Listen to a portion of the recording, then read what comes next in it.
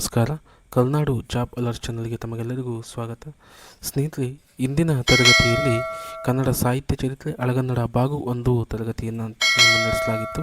ಅದೇ ರೀತಿ ಭಾರತೀಯ ಕಾವ್ಯ ಮೀಮಾಂಸೆಯಲ್ಲಿ ಕಾವ್ಯದ ಸ್ವರೂಪದ ಕುರಿತು ತರಗತಿಯನ್ನು ನಡೆಸಲಾಗಿತ್ತು. ನೀವೆಲ್ಲರೂ ಸಹ ಪ್ರೋತ್ಸಾಹದಾಯಕವಾಗಿ ತರಗತಿಯನ್ನು ನಡೆಸೋದಕ್ಕೆ ತಮ್ಮೆಲ್ಲ ನುಡಿಗಳ ಮುಖಾಂತರ ಅಭಿನಂದನೆಗಳನ್ನು ಸಲ್ಲಿಸಿದ್ದೀರಾ. ನಿಮಗೆಲ್ಲರಿಗೂ ಧನ್ಯವಾದಗಳನ್ನು ತಿಳಿಸುತ್ತಾ, ಸ್ನೇಹಿತರೆ, ಇಂದಿನ ತರಗತಿ ಶಾಸನಗಳ ಬಗ್ಗೆ ತಿಳಿದುಕೊಳ್ಳೋಣ. ಸ್ಪರ್ಧಾತ್ಮಕ ಪರೀಕ್ಷೆಗಳಲ್ಲಿ ಶಾಸನಗಳ ಬಗ್ಗೆ ಯಾವ ರೀತಿಯಾಗಿ ಪ್ರಶ್ನೆಗಳನ್ನ ಕೇಳಲಾಗುತ್ತೆ, ನಾವು ಪ್ರಾಥಮಿಕ ಹಂತದಿಂದ ಹಿಡ್ಕೊಂಡು ಯಾವೆಲ್ಲ ಶಾಸನಗಳನ್ನು ಅಧ್ಯಯನ ಮಾಡಬೇಕು ಅನ್ನುವಂತಹ ನಿಟ್ಟಿನಲ್ಲಿ ತರಗತಿಯನ್ನು ಇಂದು ನಡೆಸ್ತಾ ಇದ್ದೇನೆ. ಹಾಗೆ ಇಂದಿನ ತರಗತಿಯಲ್ಲಿ ಕೆಲವರೆಲ್ಲ ನೋಟ್ಸನ್ನು ಪ್ರೊವೈಡ್ ಮಾಡಿ ಅಂತ ಕೇಳ್ತಾ ಇದ್ರಿ. ಸ್ನೇಹಿತರೆ, ಯಾರೆಲ್ಲ ಓದ್ತಾ ಇದ್ದೀರೋ ಅವ್ರು ಯಾರೂ ಸಹ ನೋಟ್ಸನ್ನು ಕೇಳೋಕ್ಕೋಗಬೇಡಿ. ಸ್ನೇಹಿತರೆ, ನಾನು ಈ ನೋಟ್ಸ್ಗಳನ್ನು ನನ್ನದೇ ಆದಂತಹ ಪುಸ್ತಕದ ರೂಪದಲ್ಲಿ ತರಬೇಕು ಅಂತ ಇದ್ದೇನೆ. ಹಾಗಾಗಿ ನೋಟ್ಸ್ಗಳನ್ನು ಕೊಡೋದಕ್ಕೆ ಒಂದಿಷ್ಟು ತಾಂತ್ರಿಕ ಕಾರಣಗಳಿದ್ದಾವೆ ಸ್ನೇಹಿತರೆ. ಮತ್ತು ಇನ್ನೊಂದು, ಯಾರಾದರೂ ನೋಟ್ಸ್ ಬೇಕು ಅನ್ನುವಂತಹವರು ಖುದ್ದಾಗಿ ನನಗೆ ಭೇಟಿ ಮಾಡಿಬಿಟ್ಟು ನೀವು ಜೆರಾಕ್ಸ್ ಮಾಡಿಸ್ಕೊಂಡು ಹೋಗೋದಕ್ಕೆ ಅವಕಾಶ ಇದೆ. ಯಾರಿಗೂ ಸಹ ಆನ್ಲೈನ್ ಮುಖಾಂತರ ನಾನು ನೋಟ್ಸನ್ನು ಪ್ರೊವೈಡ್ ಮಾಡೋದಿಲ್ಲ ಅಂತ. ಯಾರೆಲ್ಲ ಓದ್ತಾ ಇದ್ದೀರೋ ತಮ್ಮ ಓದಿನ ಜೊತೆಗೆ ಈ ತರಗತಿಗಳನ್ನು ನೀವು ಹೋಲಿಸ್ಕೊಂಡ್ರೆ ನಿಮಗೆ ಇನ್ನೂ ಹೆಚ್ಚಿನ ಮಾಹಿತಿಗಳು ಸ್ಪಷ್ಟವಾದಂತಹ ಅರ್ಥ ಆಗುತ್ತೆ ಅಂತ ಹೇಳ್ತಾ, ಎಲ್ಲರಿಗೂ ಸಹ ಉಪಯುಕ್ತ ಆಗಲಿ ಅಂತಹ ನಿಟ್ಟಿನಲ್ಲಿ ಈ ತರಗತಿಯನ್ನು ತೆಗೆದುಕೊಳ್ತಾ ಇದ್ದೀನಿ ಸ್ನೇಹಿತರೆ. ನಿಮಗೆಲ್ಲರಿಗೂ ಸಹ ಒಂದು ತಳದಿಂದ ಹಿಡ್ಕೊಂಡು ದೊಡ್ಡ ದೀರ್ಘವಾದಂತಹ ಅರ್ಥವಾಗುವಂತಹ ಹಿನ್ನೆಲೆಯಲ್ಲಿ ಈ ತರಗತಿಗಳು ಇರ್ತವೆ ಅಂತ ಹೇಳ್ತಾ ಬನ್ನಿ ಸ್ನೇಹಿತರೆ. ಹಾಗಾಗಿ ತರಗತಿಯನ್ನು ಪ್ರಾರಂಭ ಮಾಡಿನ ಇಲ್ಲಿಯವರೆಗೂ ಸಹ ಯಾರೆಲ್ಲ ಕರುನಾಡು ಜಾಬ್ ಚಾನಲ್ನ ಸಬ್ಸ್ಕ್ರೈಬ್ ಮಾಡಿಲ್ಲೋ ಸಬ್ಸ್ಕ್ರೈಬ್ ಮಾಡುವ ಮುಖಾಂತರ ಇನ್ನೂ ಹೆಚ್ಚಿನ ವಿಡಿಯೋಗಳನ್ನು ಮಾಡೋದಕ್ಕೆ ನಿಮ್ಮ ಪ್ರೋತ್ಸಾಹ ಇರಬೇಕು ಅಂತ ಕೇಳ್ಕೊಳ್ತಾ, ಸ್ನೇಹಿತರೆ ಬನ್ನಿ ಶಾಸನದ ಬಗ್ಗೆ ತಿಳಿದುಕೊಡೋಣ. ಸ್ನೇಹಿತರೆ, ಶಾಸನದ ಬಗ್ಗೆ ಸಾಕಷ್ಟು ನಾನು ಮಾಹಿತಿಯನ್ನು ಕಲೆ ಹಾಕ್ಕೊಂಡಿದ್ದೀನಿ. ಯಾವುದೇ ಪರೀಕ್ಷೆಗಳಿಗೆ ನಾನು ಅಧ್ಯಯನ ಮಾಡಿದಂಥ ಸಂದರ್ಭದಲ್ಲಿ ಈ ಪಾಯಿಂಟ್ಸ್ ಮಾಡ್ಕೊಂಡಿರುವಂತಹ ವಿಚಾರಗಳಲ್ಲಿಯೇ ಪ್ರಶ್ನೆಗಳು ಅತಿ ಹೆಚ್ಚು ಬಂದಿರುವಂತಹದನ್ನು ನೋಡ್ಬೋದು. ಇದು ಯಾವುದೇ ಒಂದು ಪುಸ್ತಕವನ್ನು ಇಟ್ಕೊಂಡು ನೋಟ್ಸ್ ಮಾಡಿರುವಂತಹದ್ದಲ್ಲ. ಬಹುತೇಕವಾಗಿ ಸಾಕಷ್ಟು ಪುಸ್ತಕಗಳನ್ನು ನಾನು ಅಧ್ಯಯನ ಮಾಡಿದ್ದೇನೆ. ಹೇಳ್ತಾ ಹೋಗ್ತೀನಿ ಸ್ನೇಹಿತರೆ, ಎಲ್ಲೆಲ್ಲಿ ಯಾವ್ಯಾವ ವಿಚಾರ ಹೇಗೆ ಅನ್ನುವಂತಹದ್ದು ಬಂದಿರುವ ಪ್ರಶ್ನೆಗಳ ಹಿನ್ನೆಲೆಯಲ್ಲಿ ತಿಳಿತಾ ಹೋಗೋಣ.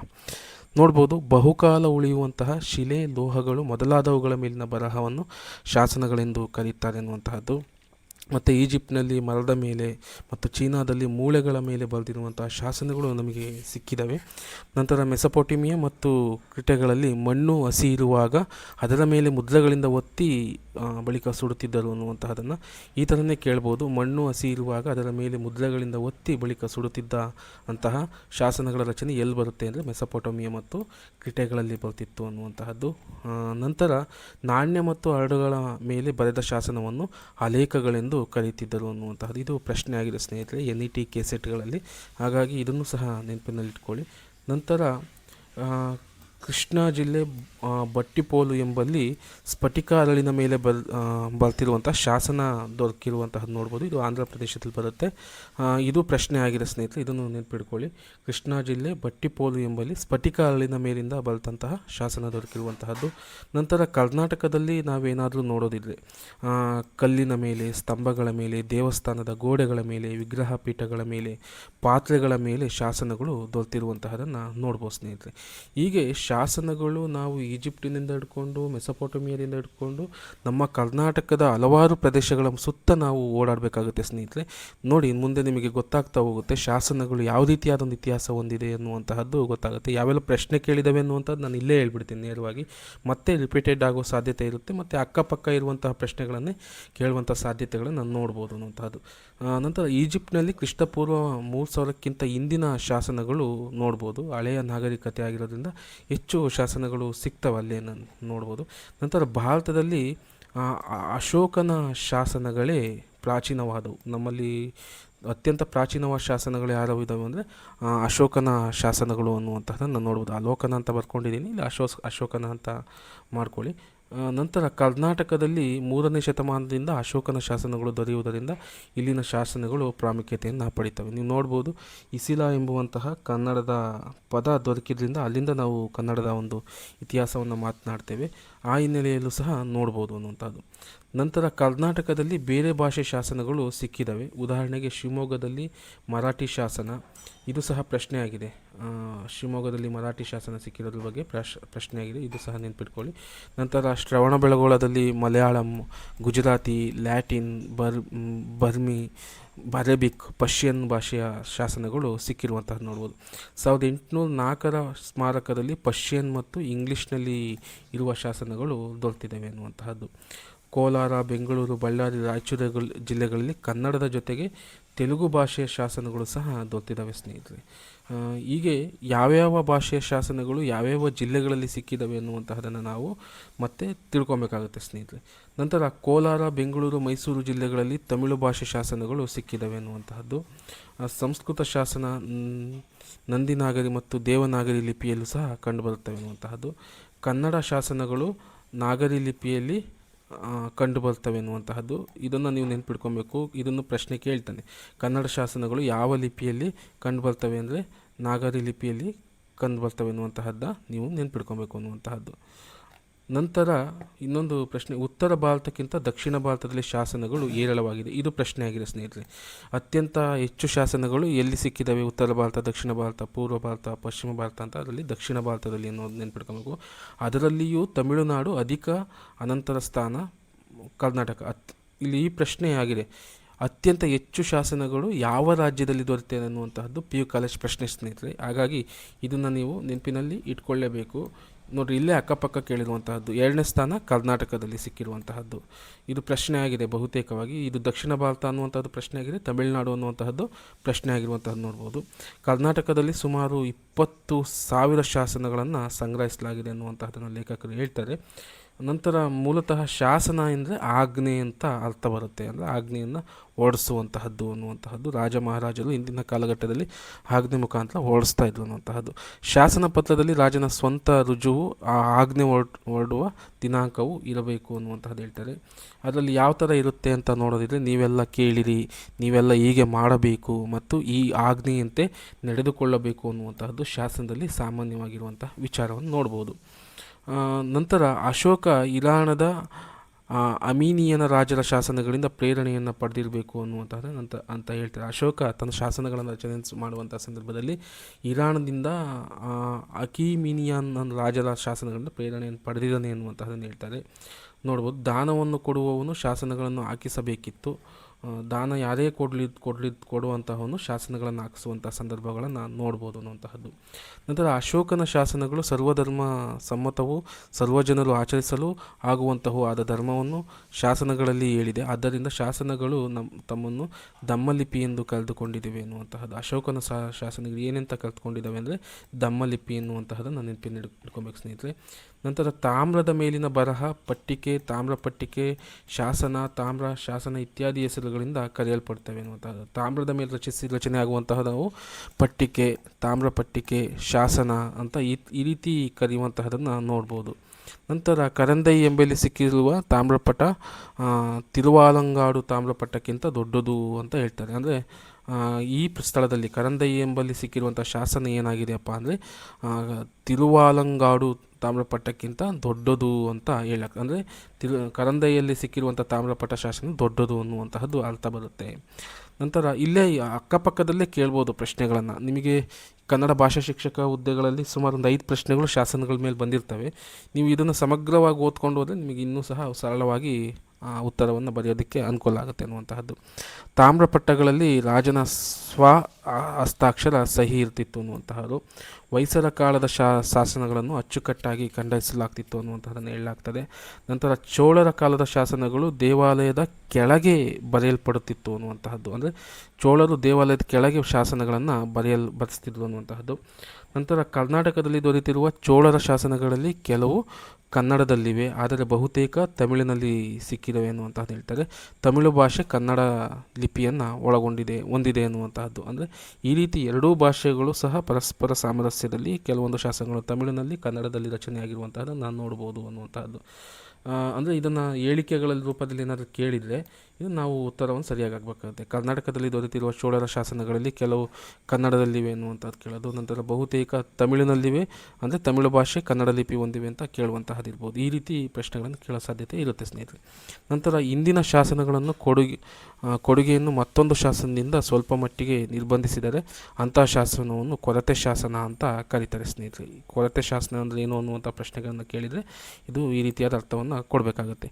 ಇಂದಿನ ಶಾಸನಗಳನ್ನು ಕೊಡುಗೆಯನ್ನು ಮತ್ತೊಂದು ಶಾಸನದಿಂದ ಸ್ವಲ್ಪ ಮಟ್ಟಿಗೆ ನಿರ್ಬಂಧಿಸಿದರೆ ಅಂಥ ಶಾಸನವನ್ನು ಕೊರತೆ ಶಾಸನ ಅಂತ ಕರೀತಾರೆ ಅಂತ. ನಂತರ ದಾವಣಗೆರೆಯ 39ನೇ ಸಂಖ್ಯೆಯ ಶಾಸನ ಕರ್ನಾಟಕದಲ್ಲಿ ಸಿಕ್ಕಿರುವ ಶಿಲಾಶಾಸನಗಳಲ್ಲಿ ಅತಿ ಎತ್ತರವಾದದ್ದು ಅನ್ನುವಂಥದ್ದು. ಇದು ನೆನಪಿನಲ್ಲಿಟ್ಕೊಳ್ಳಿ ಸ್ನೇಹಿತರೆ. ದಾವಣಗೆರೆಯಲ್ಲಿ ಸಿಕ್ಕಿರುವಂತಹ 39ನೇ ಸಂಖ್ಯೆಯ ಶಾಸನ ಕರ್ನಾಟಕದಲ್ಲಿ ಸಿಕ್ಕಿರುವ ಶಿಲಾಶಾಸನಗಳಲ್ಲಿ ಅತಿ ಎತ್ತರವಾದಂತಹದ್ದು. ಅತಿ ಎತ್ತರದ ಶಿಲಾಶಾಸನ ಯಾವುದು ಅಂತ ಕೇಳಿದರೆ ದಾವಣಗೆರೆಯಲ್ಲಿರುವಂತಹ 39ನೇ ಶಾಸನ ಅನ್ನುವಂತಹದನ್ನು ನೆನಪಿನಲ್ಲಿಟ್ಕೊಬೇಕು ಸ್ನೇಹಿತರೆ. ಇಷ್ಟು ಶಾಸನಗಳ ಬಗ್ಗೆ ಇರುವಂತಹ ಒಂದು ಪ್ರಾಥಮಿಕ ಮಾಹಿತಿ. ನಂತರ ಶಾಸನ ಪ್ರಭೇದಗಳನ್ನು ನೋಡೋಣ, ಯಾವೆಲ್ಲ ಥರದ ಶಾಸನಗಳು ಬರ್ತವೆ ಅನ್ನುವಂಥದ್ದು. ಮೊದಲನೆಯದು ಪ್ರಶಸ್ತಿ ಶಾಸನ, ದಾನ ಶಾಸನ, ವೀರಗಲ್ಲುಗಳು, ಮಾಸ್ತಿ ಕಲ್ಲುಗಳು ಮತ್ತು ನಿಸದಿ ಕಲ್ಲುಗಳೆಂಬ ಶಾಸನಗಳು ಸ್ಥೂಲವಾಗಿ ನಾವು ವರ್ಗೀಕರಣವನ್ನು ಮಾಡ್ಬೋದು ಸ್ನೇಹಿತರೆ. ನಂತರ ಅಶೋಕನ ಶಾಸನಗಳನ್ನು ಬಂಡೆ ಶಾಸನ, ಲಘು ಪ್ರಸ್ತಾರ ಲೇಖಗಳು ಮತ್ತು ಸ್ತಂಭ ಶಾಸನಗಳೆಂದು ವಿಂಗಡಿಸ್ತಾರೆ. ಮತ್ತು ಅಶೋಕನ ಶಾಸನಗಳನ್ನು 3 ರೀತಿಯಾಗಿ ವಿಂಗಡಿಸಣೆ ಮಾಡ್ತಾರೆ. ಬಂಡೆ ಶಾಸನ, ಲಘು ಪ್ರಸ್ತಾರ ಲೇಖಗಳು ಮತ್ತು ಸ್ತಂಭ ಶಾಸನಗಳೆಂದು 3 ಪ್ರಕಾರವಾಗಿ ವಿಂಗಡಿಸ್ತಾರೆ ಸ್ನೇಹಿತರೆ. ನೋಡ್ಬೋದು, ಅಶೋಕನ ಶಾಸನಗಳು ಬ್ರಹ್ಮಗಿರಿ, ಜಟಿಂಗ ರಾಮೇಶ್ವರ, ಮಸ್ಕಿ, ಸಿದ್ದಾಪುರ ಮೊದಲಾದ ಕಡೆಗಳಲ್ಲಿ ಅಶೋಕನ ಶಾಸನಗಳು ದೊರಕಿದ್ದಾವೆ. ಈ ಎಲ್ಲ ಶಾಸನಗಳು ಬ್ರಾಹ್ಮಿ ಲಿಪಿಯಲ್ಲಿ ಪ್ರಾಕೃತ ಭಾಷೆಯಲ್ಲಿವೆ ಎನ್ನುವಂಥದ್ದು ನೆನಪಿನಲ್ಲಿಟ್ಕೊ. ಇದು ಪ್ರಶ್ನೆಯಾಗಿದೆ. ಅಶೋಕನ ಶಾಸನ ಯಾವ ಲಿಪಿಯಲ್ಲಿದೆ ಮತ್ತು ಯಾವ ಭಾಷೆಯಲ್ಲಿದೆ ಅನ್ನುವಂತಹದ್ದು ನೆಟ್ಟು ಸ್ಲೆಟ್ಟು ಕೇಸೆಟಲ್ಲೆಲ್ಲ ಕಂಪಲ್ಸರಿ ಇರುತ್ತೆ. ಭಾಷಾ ಶಿಕ್ಷಕ ಹುದ್ದೆಗೂ ಸಹ ಕೇಳೋ ಸಾಧ್ಯತೆ ಇರುತ್ತೆ. ಇದು ನೆನಪಿನಲ್ಲಿಟ್ಕೊಳ್ಳಿ ಅನ್ನುವಂತಹದ್ದು. ನಂತರ ಬ್ರಹ್ಮಗಿರಿ ಶಾಸನವನ್ನು ಬರೆದಂಥವನು ಚಪಡ ಅನ್ನುವಂತಹದ್ದು. ಈ ವ್ಯಕ್ತಿಯ ಹೆಸರನ್ನು ನೆನ್ಪಿಟ್ಕೊಬೇಕು. ಇದು ಪ್ರಶ್ನೆ ಆಗಿದೆ, ಬ್ರಹ್ಮಗಿರಿ ಶಾಸನ ಬರೆದವರು ಯಾರು ಅನ್ನುವಂತಹದ್ದು. ಹಾಗಾಗಿ ಚಪಡ ಅನ್ನುವಂತಹದ್ದು ನೆನ್ಪಿಟ್ಕೊಬೇಕು. ನಂತರ ಸಿದ್ದಾಪುರದ ಅಶೋಕನ ಶಾಸನ ಕರ್ನಾಟಕದಲ್ಲಿ ದೊರೆತಿರುವ ಉಳಿದ ಅಶೋಕನ ಶಾಸನಗಳಿಗಿಂತ ಸ್ವಲ್ಪ ದೀರ್ಘವಾದದ್ದು ಅನ್ನುವಂತಹದ್ದು. ಇದನ್ನು ಪ್ರಶ್ನೆ ಆಗಿದೆ, ನೆನಪಿನಲ್ಲಿಟ್ಕೊಳ್ಳಿ. ಸಿದ್ದಾಪುರದಲ್ಲಿ ಸಿಕ್ಕಿರುವಂಥ ಅಶೋಕನ ಶಾಸನ ದೀರ್ಘವಾದ ಶಾಸನ ಆಗಿದೆ ಅನ್ನುವಂತಹದ್ದು. ಶಿಲಾಶಾಸನಗಳನ್ನು ಬಣ್ಣಗಳಲ್ಲಿ ಬರೆದಿರುವುದು ಶಿಲಾ ಸಂಸ್ಥಾನದ ಬೆಟ್ಟವೊಂದರ ಬಂಡೆಯೊಂದರಲ್ಲಿ ಕಂಡುಬರುತ್ತೆ ಎನ್ನುವಂತಹದ್ದು. ಅಂದರೆ ಅಶೋಕನ ಶಾಸನಗಳ ಸಂದರ್ಭದಲ್ಲಿ ಶಿಲಾಶಾಸನಗಳನ್ನು ಬಣ್ಣಗಳಲ್ಲಿ ಬರೆದಿರುವಂತಹದ್ದು ನಮಗೆ ಸಿಗುತ್ತೆ ಎನ್ನುವಂತಹದ್ದು. ಅದು ಬೆಟ್ಟವೊಂದರ ಬಂಡೆಯೊಂದರಲ್ಲಿ ಕಂಡುಬರುತ್ತೆ ಎನ್ನುವಂತಹದ್ದು. ನರ್ಮದಾ ದಡದ ಮೇಲಿರುವ ಮಾಂದತ ಎಂಬಲ್ಲಿನ ಅಮರೇಶ್ವರ ದೇವಸ್ಥಾನದ ಮುಂದಿರುವ ಕಲ್ಲುಗಳ ಮೇಲೆ ಆಲಾಯುಧನ ಮಹಿಮಾ ಸ್ತೋತ್ರವನ್ನು ಕೆತ್ತಲಾಗಿದೆ ಎನ್ನುವಂತಹದ್ದು. ನರ್ಮದಾ ದಡದ ಮೇಲಿರುವ ಮಾಂದತ ಎಂಬಲ್ಲಿನ ಅಮರೇಶ್ವರ ದೇವಸ್ಥಾನದ ಮುಂದೆ ಆಲಾಯುಧನ ಮಹಿಮಾ ಸ್ತೋತ್ರವನ್ನು ಕೆತ್ತಲಾಗಿದೆ ಎನ್ನುವಂತಹದ್ದು. ಇದು ನೆನ್ಪಿಟ್ಕೊಳ್ಳಿ. ನಂತರ ಕುಡಿಮುಯ್ಯಾಮಲೈ ಎಂಬ ಬೆಟ್ಟದ ಮೇಲಿನ ಈ ಬಂಡೆಯ ಶಾಸನವು ಪ್ರಪಂಚದಲ್ಲಿ ಸ್ವರ ಪ್ರಸ್ತಾಪದಿರುವ ಸಂಗೀತದ ಏಕೈಕ ಶಾಸನ ಅನ್ನುವಂತಹದ್ದು. ಇದು ಅತ್ಯಂತ ಪ್ರಮುಖವಾಗಿ ಪ್ರಶ್ನೆ ಆಗಿರೋ ಸ್ನೇಹಿತರೆ. ಇದನ್ನು ನೆನ್ಪಿಟ್ಕೊಳ್ಳಿ, ಸಾಕಷ್ಟು ಬಾರಿ ಪ್ರಶ್ನೆ ಆಗಿದೆ. ಸಂಗೀತದ ಸಂಗೀತ ಸ್ವರದ ಕುರಿತು ಪ್ರಸ್ತಾಪ ಮಾಡುವ ಏಕೈಕ ಸ್ವರ ಯಾವುದಂದರೆ ಶಾಸನ ಯಾವುದಂದರೆ ಕುಡಿಮುಯ್ಯಾಮಲೈ ಅನ್ನುವಂಥದ್ದು. ನಂತರ ಇದನ್ನು ಸಹ ಕೇಳೋ ಸಾಧ್ಯತೆ ಇದೆ. ಆಲಾಯುಧನ ಮಹಿಮಾ ಸ್ತೋತ್ರವನ್ನು ಕೆತ್ತಲಾದಂತಹ ಸ್ಥಳ ಯಾವುದು ಅನ್ನುವಂಥದ್ದರೆ ಅಮರೇಶ್ವರ ದೇವಸ್ಥಾನ, ನರ್ಮದಾ ದಡದ ಮೇಲಿರುವ ಅಮರೇಶ್ವರ ದೇವಸ್ಥಾನ ಅನ್ನುವಂಥದ್ದು ನೆನ್ಪಿಟ್ಕೊಳ್ಳಿ ಅನ್ನುವಂಥದ್ದು. ನಂತರ ಶ್ರವಣ ಬೆಳಗೊಳದ ಸುಜನೋತ್ತ ಹಂಸನೆಂದು ಬಿರುದಾಂಕಿತನಾದ ಬೊಪ್ಪಣ್ಣ ಪಂಡಿತನ ರಚಿತವಾದ ಗೊಮ್ಮಟ ಸ್ತುತಿಯೂ ಸಹ ಶುದ್ಧ ಕಾವ್ಯವೇ ಅನ್ನುವಂಥದ್ದು. ಗೊಪ್ಪಣ್ಣ ಪಂಡಿತನ ಗೊಮ್ಮಟ ಸ್ತುತಿ ಶಾಸನ ಅನ್ನುವಂಥದ್ದು ಬರುತ್ತೆ ಶ್ರವಣ ಬೆಳಗೊಳದಲ್ಲಿ. ಅದು ಸಹ ಮುಖ್ಯವಾದಂತಹ ಶಾಸನ ಸ್ನೇಹಿತರೆ, ಅದನ್ನು ಸಹ ನೆನಪಿನಿಟ್ಕೊಳ್ಳಿ. ಅದು ಸಹ ಶುದ್ಧ ಕಾವ್ಯದ ರೀತಿ ಆ ಶಾಸನವನ್ನು ಬರೆಯಲಾಗಿದೆ ಅನ್ನುವಂತಹದ್ದು. ನಂತರ ಬೆಂಗಳೂರು ಜಿಲ್ಲೆಯ ಬೇಗೂರು ಶಾಸನ 9ನೇ ಶತಮಾನದ ಗಂಗರ ದೊರೆ ಯರಯಪ್ಪನ ಕಾಲದ್ದು ಅನ್ನುವಂತಹದನ್ನು ಹೇಳ್ತಾರೆ. ಇದು ನೆನಪಿಟ್ಕೊಬೇಕು. ಯರಯಪ್ಪ ಅನ್ನುವಂತಹದ್ದು ಭಾಳ ಮುಖ್ಯ. ಈತ ಗುಣವರ್ಮ, ಗುಣನಂದಿ ಈ ಕವಿಗಳ ಕೃತಿಗಳಲ್ಲಿ ಯರಯಪ್ಪನ ಪಾತ್ರ ಬರುವಂತಹದನ್ನು ನೋಡ್ಬೋದು. ಹಾಗಾಗಿ ಬೇಗೂರು ಶಾಸನ ಏನು ಯರಯಪ್ಪನ ಬಗ್ಗೆ ತಿಳಿಸ್ಕೊಡುತ್ತೆ ಅನ್ನುವಂತಹದ್ದು. ಇವೆಲ್ಲ ಇಂಪಾರ್ಟೆಂಟ್ ಸ್ನೇಹಿತರೆ. ಇಲ್ಲಿ ಹೇಳ್ತಿರುವಂತಹ ಎಲ್ಲ ಅಂಶಗಳು ಒಂದಲ್ಲ ಒಂದು ಸತಿ GK ಎಲ್ಲಾದರೂ ಪ್ರಶ್ನೆ ಬರ್ಬೋದು, ನಿಮಗೆ ಕನ್ನಡ ಸಾಹಿತ್ಯ ಚರಿತ್ರೆ ಎಲ್ಲಾದರೂ ಸಹ ಪ್ರಶ್ನೆ ಬರುವಂತಹ ಸಾಧ್ಯತೆ ಇರುತ್ತೆ ಅನ್ನುವಂತಹದ್ದು. ತಾಮ್ರ ಶಾಸನದಲ್ಲಿ 2 ಪಟ್ಟಿಕೆಗಳಿಂದ 31 ಪಟ್ಟಿಕೆಗಳವರೆಗೆ ತಾಮ್ರ ಶಾಸನ ನಮಗೆ ಸಿಕ್ಕಿದೆ ಅನ್ನುವಂತಹ ಸ್ನೇಹಿತರೆ. 2 ಮತ್ತು ಅದಕ್ಕಿಂತ ಹೆಚ್ಚಿನ ಪಟ್ಟಿಕೆಗಳಿದ್ದರೆ ಆ ಎಲ್ಲ ಪಟ್ಟಿಕೆಗಳನ್ನು ಸೇರಿಸುವ ಉಂಗುರ ಒಂದು ಇರುತ್ತದೆ. ಉಂಗುರದ ಮೇಲೆ ರಾಜನ ಲಾಂಛನ ಇದೆ ಎನ್ನುವಂತಹದ್ದು. ನಂತರ ಸೇನೆಬೋವಾ ಸೇನಬೋವಾ ಅಂದರೆ ಶಾನುಭೋಗರಂತಹ ಅಧಿಕಾರಿಗಳು ಶಾಸನಗಳನ್ನು ಬರೆಯುತ್ತಿದ್ದರು ಅಂತ ಹೇಳಲಾಗುತ್ತೆ. ಸಿದ್ಧವಾದ ಶಾಸನಗಳು ವಿಶೇಷ ಅಧಿಕಾರಿಯ ಮೂಲಕ ಅವನ ದೂತಕನೆಂದು ಕರೀತಿದ್ದರು ಅಂತ ಹೇಳಲಾಗುತ್ತೆ. ನಂತರ ಕರ್ನಾಟಕ ಇತಿಹಾಸವನ್ನು ಪುನರ್ರಚಿಸುವಲ್ಲಿ ತಾಮ್ರ ಶಾಸನಗಳು ಇತಿಹಾಸಕಾರರು ಅವಲಂಬಿಸ್ತಾರೆ. ಕರ್ನಾಟಕದ ಇತಿಹಾಸವನ್ನು ಅತಿ ಹೆಚ್ಚು ಪುನರ್ರಚಿಸುವಲ್ಲಿ ಇತಿಹಾಸಕಾರರು ಏನು ಮಾಡಿದ್ದಾರೆ ಅಂದರೆ ತಾಮ್ರ ಶಾಸನಗಳನ್ನು ಅವಲಂಬಿಸಿದ್ದಾರೆ ಎನ್ನುವಂತಹದ್ದು ನಾವು ನೆನಪಿನಲ್ಲಿಟ್ಕೊಬೇಕು. ಹೊಯ್ಸಳರ ಕಾಲದಲ್ಲಿ ಶಿಲಾಶಾಸನಗಳನ್ನು ಹೆಚ್ಚಾಗಿ ನಯಗೊಳಿಸಿದ ಮೇಲೆ ಕೆತ್ತುತ್ತಿದ್ದರು ಅನ್ನುವಂಥದ್ದು, ಅಂದರೆ ಸ್ಪಷ್ಟವಾಗಿ ಕಲ್ಲನ್ನು ನಯಗೊಳಿಸಿ ಅದ್ರ ಮೇಲೆ ಕೆತ್ತುತ್ತಿದ್ದರು ಅನ್ನುವಂತಹದ್ದು. ನಂತರ ಸಾಮಾನ್ಯವಾಗಿ ರಾಜನ ಸಹಿ ಶಿಲಾಶಾಸನಗಳಲ್ಲಿ ಇರುವುದಿಲ್ಲ, ಆದರೂ ರಾಜನ ಸಹಿ ಇರುವ ಕಾಂತನಹಳ್ಳಿಯ ಶಿಲಾಶಾಸನ ನಮಗೆ ಸಿಕ್ಕಿದೆ ಎನ್ನುವಂತಹದ್ದು. ಇದು ಬಹಳ ಮುಖ್ಯ. ರಾಜನ ಸಹಿ ಇರುವಂತಹ ಶಾಸನ ಯಾವುದು ಅನ್ನುವಂಥದ್ದನ್ನು ಕೇಳಲಾಗುತ್ತೆ. ಕಾಂತನಹಳ್ಳಿಯ ಶಿಲಾಶಾಸನ. ನೋಡಿ ಸ್ನೇಹಿತರೆ, ನೀವು ಇಲ್ಲಿ ಕೇಳಿರೋ ಈ ಪ್ರಸ್ತಾಪ ಮಾಡಿರುವಂತಹ ಶಾಸನಗಳಲ್ಲಿ ನಿಮಗೆಷ್ಟು ಶಾಸನಗಳ ಬಗ್ಗೆ ಮಾಹಿತಿ ಇದೆ, ಈ ಇಷ್ಟು ವಿಚಾರಗಳನ್ನು ನೀವು ತಿಳ್ಕೊಂಡಿದ್ದೀರಾ ಪರೀಕ್ಷೆಗೆ ಅನ್ನುವಂತಹದ್ದು ಭಾಳ ಮುಖ್ಯ. ಇಷ್ಟು ವಿಚಾರಗಳನ್ನು ನೀವು ತಿಳ್ಕೊಂಡು ಹೋದರೆ ಯಾವುದಾದ್ರೂ ಕೇಳೋ ಸಾಧ್ಯತೆ ಇರುತ್ತೆ. ಅಂದರೆ ಕೇಳಿರುವಂಥ ಪ್ರಶ್ನೆಗಳನ್ನು ರಿಪೀಟೆಡ್ ಮಾಡಿದಲ್ಲಿ ಈ ಥರ ಹೊಸ ವಿಷಯಗಳನ್ನು ಹಾಕೋ ಸಾಧ್ಯತೆ ಇರುತ್ತೆ. ನಂತರ ನೋಡೋಣ ಬನ್ನಿ, ಪ್ರಶಸ್ತಿ ಶಾಸನಗಳು ಅಂದರೆ ಏನು, ಯಾವೆಲ್ಲ ಶಾಸನಗಳು ಇದ್ದಾವೆ ಅದರಲ್ಲಿ ಅನ್ನುವಂತಹದ್ದು. ಪ್ರಶಸ್ತಿ ಶಾಸನಗಳು ರಾಜನ ದಿಗ್ವಿಜಯನ್ನು ಕೀರ್ತಿಸುವಂತಹ ಶಾಸನಗಳು.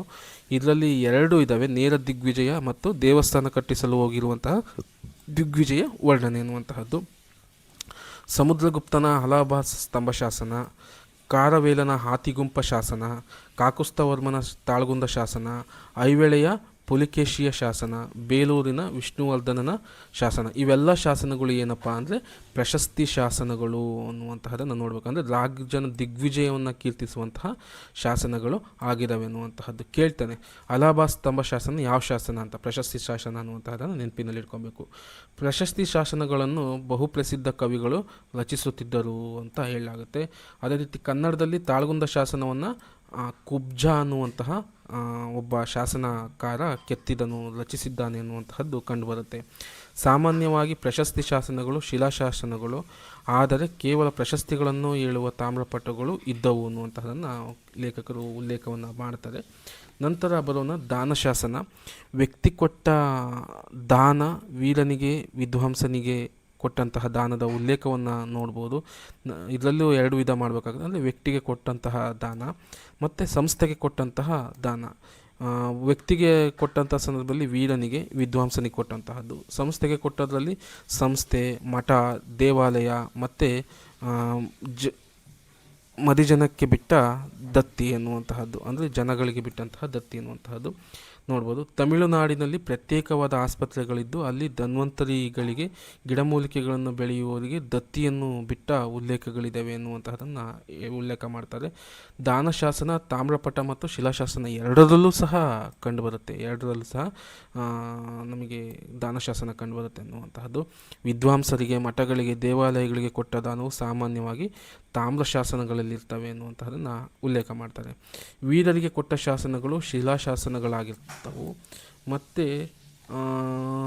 ಸರಕುಗಳ ಮೇಲಿನ ಸುಂಕವನ್ನು ಪಸುಗೆ ಅಂತ ಕರಿತಿದ್ರು ಅನ್ನುವಂತಹದನ್ನು ಹೇಳಲಾಗುತ್ತೆ. ನಂತರ ವೀರಗಲ್ಲುಗಳು.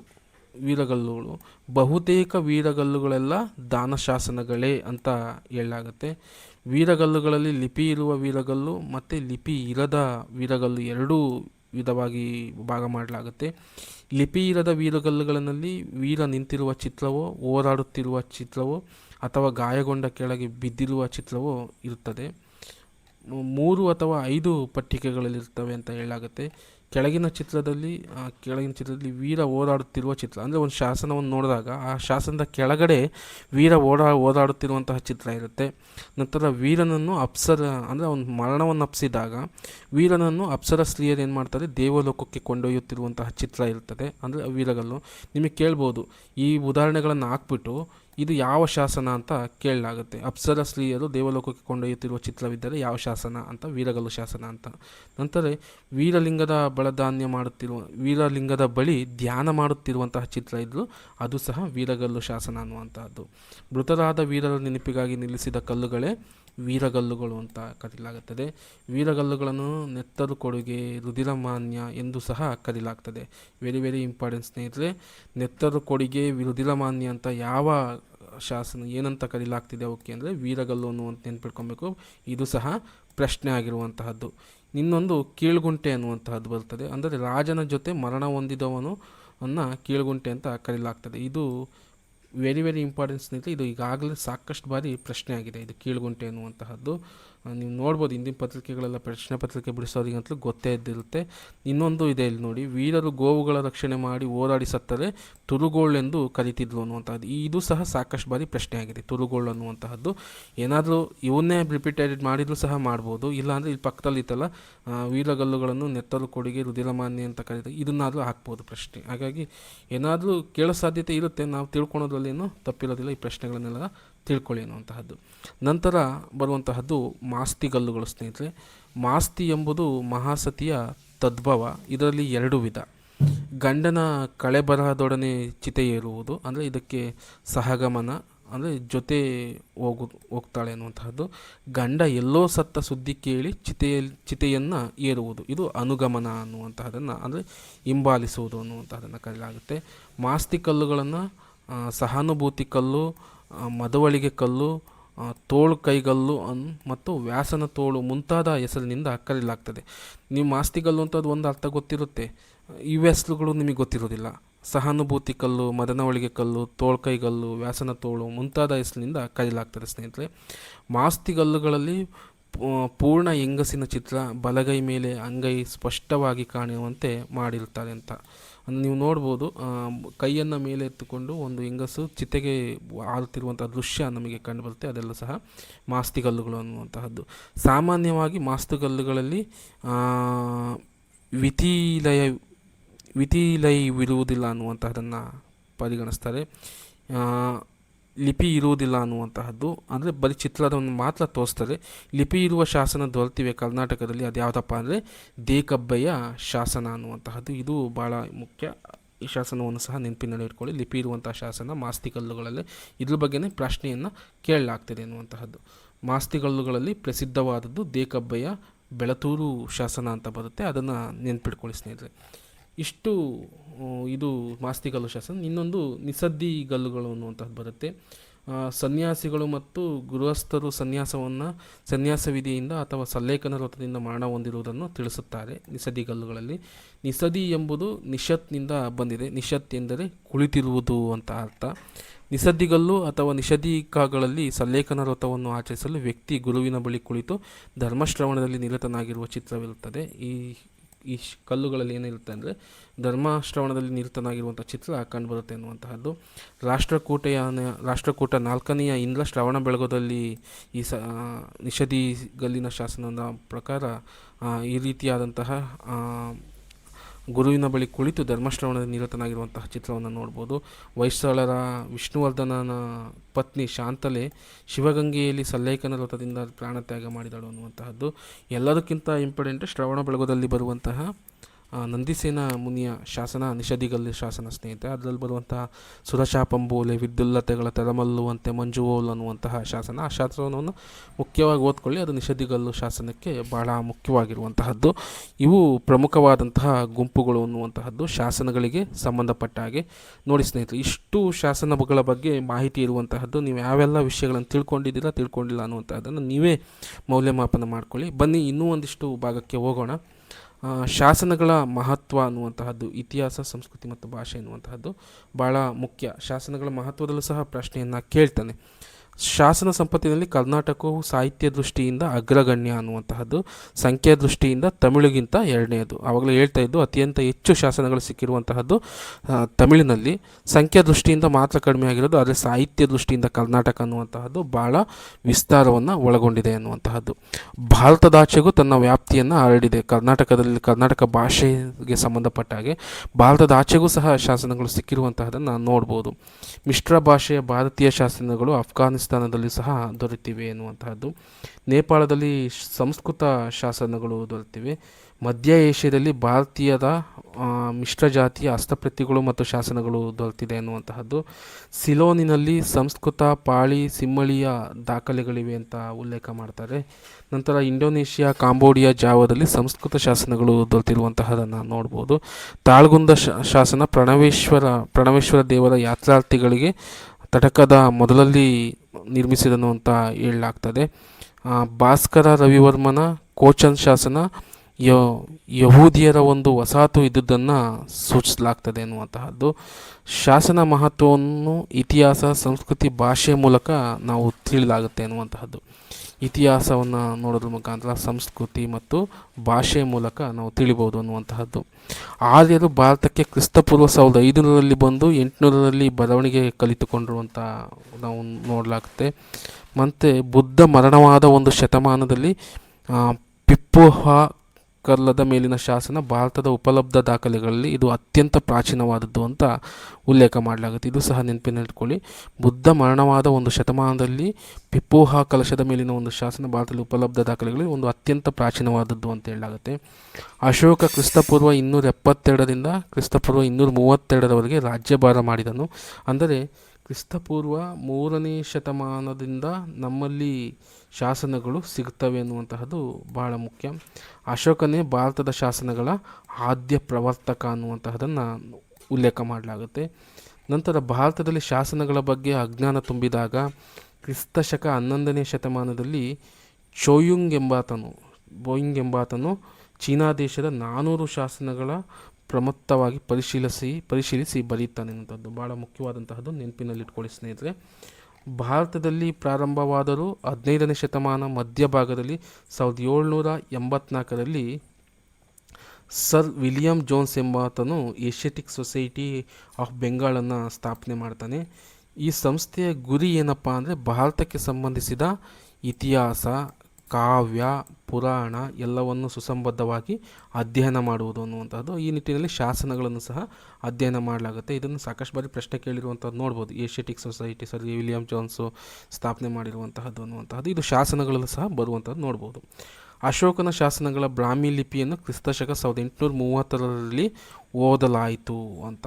ಅಶೋಕನ ಶಾಸನಗಳು ಬ್ರಾಹ್ಮಿ ಲಿಪಿಯಲ್ಲಿ ಇದ್ದಾವೆ ಅನ್ನುವಂಥದ್ದು ಅದನ್ನು 1830ರಲ್ಲಿ ಓದಲಾಯಿತು. ಅದನ್ನು ಸಮರ್ಪಕವಾಗಿ ಓದ್ದವನು ಯಾರು ಅಂದರೆ ಜೇಮ್ಸ್ ಪ್ರಿನ್ಸೆಪ್. ಇದನ್ನಂತಲೂ ಸಾಕಷ್ಟು ಬಾರಿ ಪ್ರಶ್ನೆಯನ್ನು ಕೇಳಲಾಗಿದೆ. ಅಂದರೆ 1837 1838ರಲ್ಲಿ ಓದ್ತಾನೆ ಎನ್ನುವಂತಹದ್ದು. ನಂತರ ಕ್ರಿಸ್ತಶಕ 1837ರಿಂದ ಭಾರತೀಯ ಶಾಸನ ಸಂಶೋಧನಾ ಇತಿಹಾಸದ ಸುವರ್ಣ ಯುಗವು ಪ್ರಾರಂಭವಾಯಿತು ಅಂತ ನಾವು ಕಂಡುಕೊಳ್ಳಲಾಗುತ್ತೆ. ಅದರಲ್ಲಿ ಕ್ರಿಸ್ತಶಕ 1888ರಲ್ಲಿ ಭಾರತದ ಇತಿಹಾಸ ಪುನರ್ರಚನೆಗೆ ಅತ್ಯುಕ್ತವಾದ ಶಾಸನಗಳನ್ನು ಪರಿಷ್ಕರಿಸಿ ಪ್ರಕಟಿಸುವ ಸಲುವಾಗಿ ಇಂಡಿಯನ್ ಆಂಟಿಕ್ವೇರಿ ಎಂಬ ಪ್ರಸಿದ್ಧ ನಿಯತಕಾಲಿಕವು ಆರಂಭವಾಯಿತು ಅನ್ನುವಂತಹದ್ದು. ಇದನ್ನು ನೆನಪಿಟ್ಕೊಳ್ಳಿ ಸ್ನೇಹಿತರೆ. ಇದು ಒಟ್ಟು 37 ಸಂಪುಟಗಳಲ್ಲಿದ್ದಾವೆ. 1888ರಲ್ಲಿ ಇದನ್ನು ರಚನೆ ಮಾಡಲಾಗುತ್ತೆ. ಅದು ಇಂಡಿಯನ್ ಆಂಕ್ವಿಟರಿ ಅನ್ನುವಂತಹದ್ದು. ಅಂದರೆ ಏನಕ್ಕಪ್ಪ ಇದು ಅಂದರೆ ಶಾಸನಗಳನ್ನು ಪ್ರಕಟಿಸುವ ಸಲುವಾಗಿ ಇದನ್ನು ಸ್ಥಾಪನೆ ಮಾಡಲಾಗುತ್ತೆ ಎನ್ನುವಂತಹದ್ದು. ನಂತರ ಭಾರತದ ಯಾವುದೇ ಒಂದು ಶಾಸನವನ್ನು ಮೊಟ್ಟ ಮೊದಲ ಬಾರಿಗೆ ಪರಿಶೀಲಿಸಿ ಪ್ರಕಟಿಸಿದ ಕೀರ್ತಿ ಬಹುಶಃ ಚಾರ್ಲ್ಸನ್ ವಿಲ್ಕಿನ್ಸನ್ ಎಂಬ ಅಂತನಿಗೆ ಸಿಗುತ್ತದೆ ಅನ್ನುವಂಥ. ಭಾರತದ ಯಾವುದೇ ಒಂದು ಶಾಸನವನ್ನು ಮೊಟ್ಟ ಮೊದಲ ಬಾರಿಗೆ ಪರಿಶೀಲಿಸಿ ಪ್ರಕಟಿಸಿದ ಕೀರ್ತಿ ಚಾರ್ಲನ್ ವಿಲ್ಕಿನ್ಸನ್ ಎಂಬ ಆತನಿಗೆ ಸಿಗುತ್ತೆ. ಪ್ರಶ್ನೆ ಆಗಿದೆ ಹಿಂದೆ ಬಾರಿನ ಸಹ, ಈ ಸತಿನೂ ಆಗೋ ಸಾಧ್ಯತೆಗಳು ಇರ್ತವೆ, ನೆನಪಿನಿಟ್ಕೊಳ್ಳಿ ಅಂತ. ಕನ್ನಡ ಶಾಸನಗಳ ಅಧ್ಯಯನ ಪ್ರಾರಂಭವಾದರೂ 1791ರಲ್ಲಿ ಏಸೆಟಿಕ್ ರಿಸರ್ಚರ್ಸ್ ಎಂಬ ಇಂಗ್ಲಿಷ್ ಪತ್ರಿಕೆಯಲ್ಲಿ ಕರ್ನಾಟಕದ ಒಂದು ದಾನಶಾಸನ royal grant of land in ಕನಾಟಲ್ ಎಂಬ ಲೇಖನ ಪ್ರಮುಖವಾಗಿದೆ ಎನ್ನುವಂತಹದ್ದು. ಕನ್ನಡ ಶಾಸನಗಳ ಅಧ್ಯಯನ ಪ್ರಾರಂಭವಾದರೂ 1790ರಲ್ಲಿ ಏಸೆಟಿಕ್ ರಿಸರ್ಚ್ ಎಂಬ ಇಂಗ್ಲಿಷ್ ಪತ್ರಿಕೆಯಲ್ಲಿ ಕರ್ನಾಟಕದ ಒಂದು ದಾನಶಾಸನ ಉಲ್ಲೇಖ ಆಗುತ್ತೆ. ಅದು ಯಾವುದಪ್ಪ ಅಂದರೆ royal grant of land in Canada's ಅನ್ನುವಂತಹದ್ದು ಎಂಬ ಲೇಖನ ಪ್ರಮುಖವಾಗಿದೆ ಅನ್ನುವಂತಹದ್ದು. ಆದರೆ ಸುಸಂಬದ್ಧವಾಗಿ ಕರ್ನಾಟಕದ ಶಾಸನಗಳ ಪ್ರಕಟಣೆ ಆರಂಭ 1835ರಲ್ಲಿ ಅಂತ ಆಗುತ್ತೆ. ಅಂದರೆ ವ್ಯವಸ್ಥಿತವಾಗಿ ಅದು ಪ್ರಾರಂಭ ಆಗಿದ್ದು 1835ರಲ್ಲಿ ಅನ್ನುವಂತಹದ್ದು. ಇದು ನೆನಪಿನಲ್ಲಿಟ್ಕೊಳ್ಳಿ. Royal grant of land in ಅದು ಕೆನಡಾ ಅನ್ನುವಂತಹದ್ದು ಇದೆಯಲ್ಲ, ಕನ್ನಡ ಅನ್ನುವಂತಹದ್ದು, ಇದನ್ನು ನೆನಪಿಟ್ಕೊಳ್ಳಿ ಸ್ನೇಹಿತರೆ. ನಂತರ ಕ್ರಿಸ್ತಶಕ 1807ರಲ್ಲಿ ಕರ್ನಲ್ ಮೆಕೆಂಜೆ ತಾನು ಸಂಗ್ರಹಿಸಿದ ತಾಮ್ರಪಟಗಳನ್ನು ಶಾಸನಗಳನ್ನು ಏಷ್ಯಾಟಿಕ್ ಸೊಸೈಟಿಗೆ ಕಳಿಸಿದನು. ಇವುಗಳು 1830ರಲ್ಲಿ ಪ್ರಕಟ ಆಯಿತು ಅನ್ನುವಂತಹದ್ದು. ಕನ್ನಡ ಶಾಸನಗಳ ಒಂದು ಸುವ್ಯವಸ್ಥಿತವಾದ ಅಧ್ಯಯನ ಆರಂಭವಾದದ್ದು ವಾಲ್ಟರ್ ಇಲಿಯಟ್ 1837ರಲ್ಲಿ ಎಂಬಾತನಿಂದ. 1837ರಲ್ಲಿ ಅವನು ಪ್ರಕಟಿಸಿದ ಹಿಂದೂ ಶಾಸನಗಳು ಎಂಬ ಲೇಖನದಿಂದ ಅನ್ನುವಂತಹದ್ದು. ಬಹುಮುಖ್ಯ ಆಗುತ್ತೆ. ಈ ವಾಟರ್ ರಿಲಿಯೇಟ್ ಮತ್ತು ಹಿಂದೂ ಶಾಸನಗಳು ಭಾಳ ಮುಖ್ಯ. ಅಂದರೆ ವ್ಯವಸ್ಥಿತವಾಗಿ 1835ರಲ್ಲಿ ಪ್ರಾರಂಭ ಆಗುತ್ತೆ, ಆದರೆ ಯಾರು ಏನು ಅನ್ನುವಂತಹದ್ದು ಗೊತ್ತಾಗೋದಿಲ್ಲ. ಆದರೆ ಅದಕ್ಕೆ ಸ್ಪಷ್ಟವಾಗಿ ಇಲ್ಲಿ 1837ರಲ್ಲಿ ವಾಟರ್ ರಿಲಿಯೇಟ್ ಪ್ರಕಟಣೆ ಮಾಡುವಂತಹ ಹಿಂದೂ ಶಾಸನಗಳಿಂದ ಇದು ವ್ಯವಸ್ಥಿತವಾದಂತಹ ಒಂದು ರೂಪವನ್ನು ಶಾಸನಗಳು ಪಡ್ಕೊಳ್ಳುವಂತಹದನ್ನು ನಾವು ಇಲ್ಲಿ ನೋಡ್ಬೋದು ಅನ್ನುವಂತಹದ್ದು.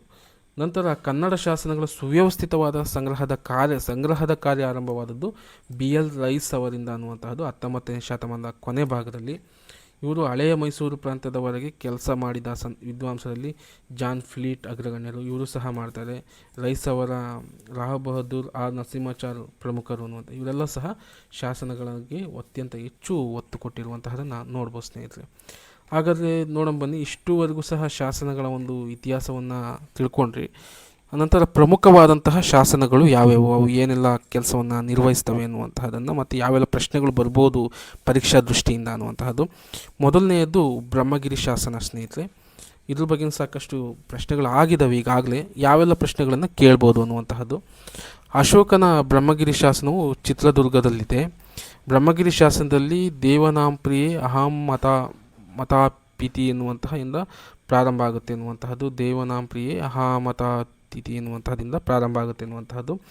BL ರೈಸ್ ಅವರು 1892ರಲ್ಲಿ ಬ್ರಹ್ಮಗಿರಿ, ಸಿದ್ದಾಪುರ, ಜಟಿಂಗರಾಮೇಶ್ವರ ಈ ಶಾಸನಗಳನ್ನು ಕಂಡಿಡಿದ್ರು ಅನ್ನುವಂತಹದ್ದು.